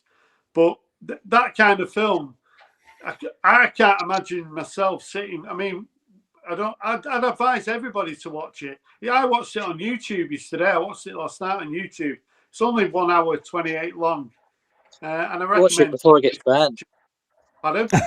Watch it before it gets banned. Yeah, well, anyone to watch it. You don't have to be a crazy left wing or a crazy right wing. Just watch it. Just watch it. There is a lot of pressures happening. The thing I take hope in is that I think I see a lot of people waking up. People that are on the left traditionally self-identify as labor or left, and they're going, yeah, this is too much. We need to gain some sort of control here. Even within the Democrat Party in the United States, there was a new group of Democrats that said, we're not all in favor of the overt communism of some of the people that are spitting on the flag and saying they hate America and they want to see it destroyed. And we want a new social contract created along the lines of Marx and Engels, which is an interesting partnership out of any partnership. Engels being the individual he was, a rich capitalist industrialist working with Karl Marx, the idea guy. But here we go with even within leftist parties are having a cadre at least going, well, we're not wanting to go to this extreme. So maybe something in the middle will emerge, something that everybody can identify with. We've got Restore UK, but you've also got Reform UK, and those two are collision course. I'm more in sympathy with Restore. I'm more in sympathy with Tommy Robinson, notwithstanding his own personality and personal history, et cetera, et cetera. Nonetheless, you have to take a more strident stand, especially when it comes to migration, or you will not have the Anglo-Saxon country will be gone. Absolutely gone. I'm fully accepting that has gone. That has gone. You're not going to get that back. I mean, I don't think the British people they're on a journey. I think they're on a journey, and I think to go from what we used to go over to Restore, I think that's too much of a jump. I'd much prefer Reform with sprinkles of what Restore is saying, but I do think that's a little bit too much of a jump.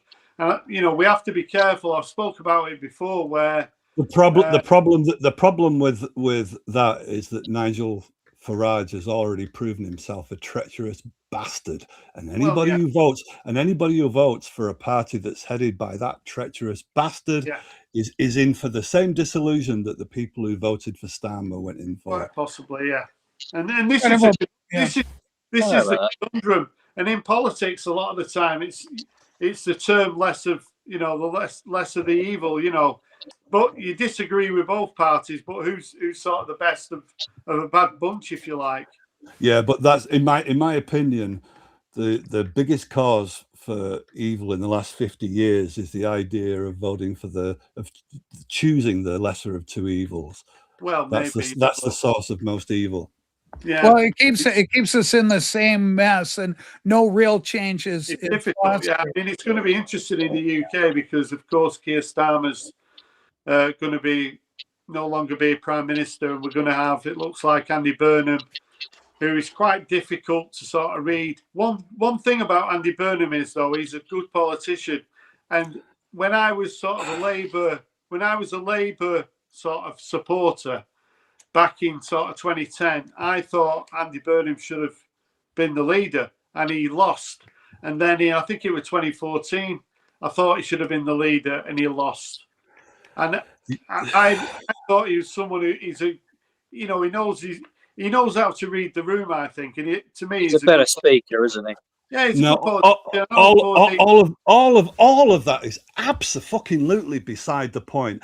When Starmer resigned, that was zero news. You might as well call it fake news. Oh, we know that. It had no consequence. And whoever takes up the leadership now, that's exactly the same zero news. And the only reason that Starmer was allowed to resign is because the next setup was already set up. So as Simon mentioned briefly about 15 minutes ago, that there's a global corporate agenda behind all this lurking somewhere. So that kind of string pulling makes all this talk about, well, so-and-so's a better speaker. Fuck all to do it. That's exactly the kind of distraction that the media wants you focused on while the country turns to shit. That's politics, though, isn't it? That's politics. Yeah. All right. Before you go, we got Dee's got to head out. He's got to have some lunch, get dinner going. Yeah, Dees, sorry. love you. Thank you so much.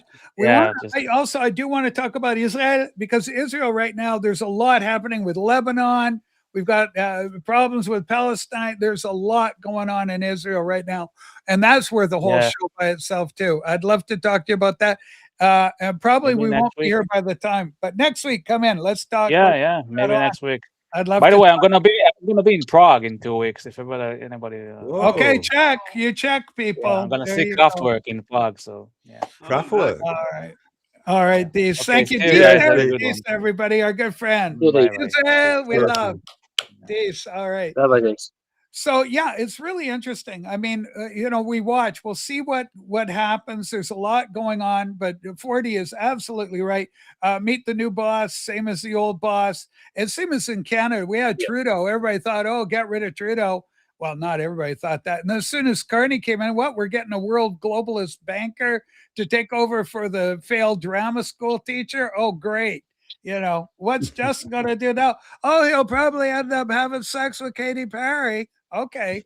We'll see what happens. And then you got, Harry and Meghan floating around. It's all the same crowd. It's all the same crowd. It's and the question is, what do you do to try and retain some peace of mind in all this siege that's going on? I know I'm a recluse. I know 4D will be shaking his head and do not underestimate Andy Burnham. Do not underestimate him. Okay, so for us that are out of the loop, I'm not saying I'm endorsing him, but I like to think I can sort of read the room a little bit, and do not underestimate him. Okay, I think you've already underestimated what a cunt he is, Robin. Okay, why is he a cunt? Hang on. 40, tell me about Burnham. I'm in Canada. I don't know much about this guy. It's irrelevant. It's all irrelevant. It's not just that you can look at anybody in the Labour Party and pick any one of them out, and they'll be even have a moral code. Oh, so he's the heir apparent to Keir Starmer now. He's going to come in. Okay. Yes, but so even if you spread it out, it's pointless even looking around the Labour Party to find someone who can lead us. And even if you spread it out further than that to what's laughably called the opposition party, and you look at any candidates there who could try and stop the destruction that's going on, there's no candidate that you could feasibly nominate. And even if you spread it out further to the entire fucking corrupt Houses of Parliament to look for somebody with some moral code, forget it. No, but you won't get anything from them. 4D. Yeah, that's the sad truth. 4D, can you give me a history of your voting pattern? I've never voted in my life. Right. Okay. So that's where we're coming from. We're listening to someone who has never voted in a democracy in his life. Right. Yeah. So what do you think about that then, Rob? Let's have a go at it. I don't know whether it's obviously it show. Well, I don't know what I think of it. I mean, what would your ideal candidate look like? What are you looking for? What is 4D's political party? What does it look like? Is there not a political party that looks like anything that you desire? Well, no, is the answer to that. And although I'm having a closer and closer look at Restore, but I've got extreme reservations about that. But the first thing to tackle is the prejudice against not voting, as if that says something about apathy. That's usually the word that's attendant to not voting, apathy. Like whoever does that, they can't be bothered. So that's usually what I have to tackle. The idea of not voting being at all conscientious or at all tactical or at all thought through, that escapes people. So that, in other words, if somebody voted for the Labour Party and they end up with Keir Starmer, rather than take responsibility for that particular voter, if they were arguing with somebody who hadn't voted, they would say, oh, well, that's what caused it then. People like you who don't participate. They don't think about what they're saying is actually participating in a corrupt process, as if that's the social obligation to join in a corrupt. They don't think of it that way. What they're doing is offlaying their own very direct responsibility, because that's the dickhead that voted for that bastard. Not voting, it's opting out, isn't it? It's opting out from it. In the United Kingdom, we have something called tribalism in politics, and that's been going on for decades. And that is that my family has always voted Labour, your family has always voted Conservative, etc. And that's been going on for probably 100 years. The difference now is we've got another party. I believe we've got another party that's certainly at the moment that's more popular than the two parties, as in Labour and Conservatives. And we've not had that for a long time. We might have had flashes in a pan in the 80s with the Liberal Democrats, and people were getting a bit excited about the Greens. And who knows, maybe they could do something. But with their leader, I'm not too sure. But because now we're going into perhaps a three-party state, that changes things. And I don't know whether you can get your crystal ball out, you two guys, or even Rachel, whether you'd probably be interested or whether you'd be able to predict. I think it's 650 seats in the UK, how they would look. I know Labour has about 430 seats now. What sort of mix we're going to have after the next general election? I think the Greens are they're showing already in some of the, because you've already had some elections. Remember, they tried to shut them down, but there was enough protests where it was looking too bad for them. They had to go, and they lost a lot of the city council elections. So we saw the Greens do well. Restore did okay, and Reform did very well, performed very well. But Restore did well too. If I was voting, if I was in the UK, I always have to vote my heart regardless of anything, and I would vote Restore. They reflect most closely my own values. I say you can't have any more. We got to shut them down. We got to have re-immigration. We got to be strident about it, or you're going to lose. The Anglo-Saxons are going to be gone, and you guys are going to become an Islamic state. You're going to be Lundistan. You're going to be anything, but you sure as hell won't be English anymore. You'll be a caliphate, and that's it. The writing's on the wall for you. So if you want to stop that, I see in earthly terms, because I also am a Christian, and therefore my ultimate hope is in God, your will be done on earth as it is your plan. I have that metaphysic, but I would argue that within an earthly framework, within a human framework, I'd go Restore 100% all in. And whether I win or not, it doesn't matter, because like 4D, in my case, it would be my conscience voting. And I recognize the fact that Fred Putterman says something very similar to 4D when he was here, like 2 years ago, and he was saying, yeah, I don't vote because I think the whole system's corrupt. You're just contributing to a corrupt system. So I want to stand outside of it. And I argue hell's going to come to your door whether you want it or not. You better at least make a stand one way, using a system as flawed as it is, to the extent you're able to. After that, well, maybe it's time for a Boston Tea Party, only it may be, the Thames rather than Boston Harbor. When making those kind of voting calculations to anticipate the future, which starts to sound a bit like the YouTube numbers racket, but if you get an eventuality such as I think it still stands that Tommy Robinson still has an affiliation with a party called Advance. Okay, so if that affiliation still stands, and if, for instance, Nigel Farage was on the top of a ladder doing his guttering and he fell off, so he's out of the running, and somebody else has to take up Restore. Is it Restore I'm talking about? Reform, right? Thanks, Rob. So you've got that one change, and then you've got Lowe in charge of the other one, Restore. So the clashes, the personality clashes, and the betrayals which get in the way of that kind of coalition now. But because Farage has fell off the top of his ladder, that's not necessarily a problem, depending on who was around him and how much power they've got.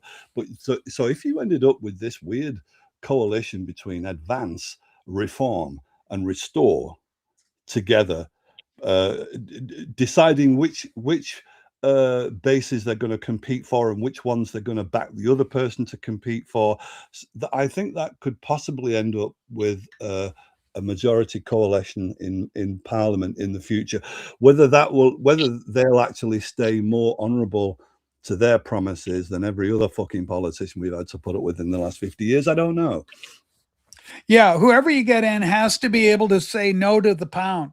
So you've got to have somebody that can't be bought. You've got to have somebody with integrity. For all the money in the world, my love of England, my love of the United Kingdom, because obviously it's, it's Great Britain. So we want to have England, Wales, Scotland, and Northern Ireland represented in the mix, and even the Republic for that matter. You want to have all the people in the British Isles looked after. It's for the people, of the people, by the people. It's time, and the monarchy's got to go.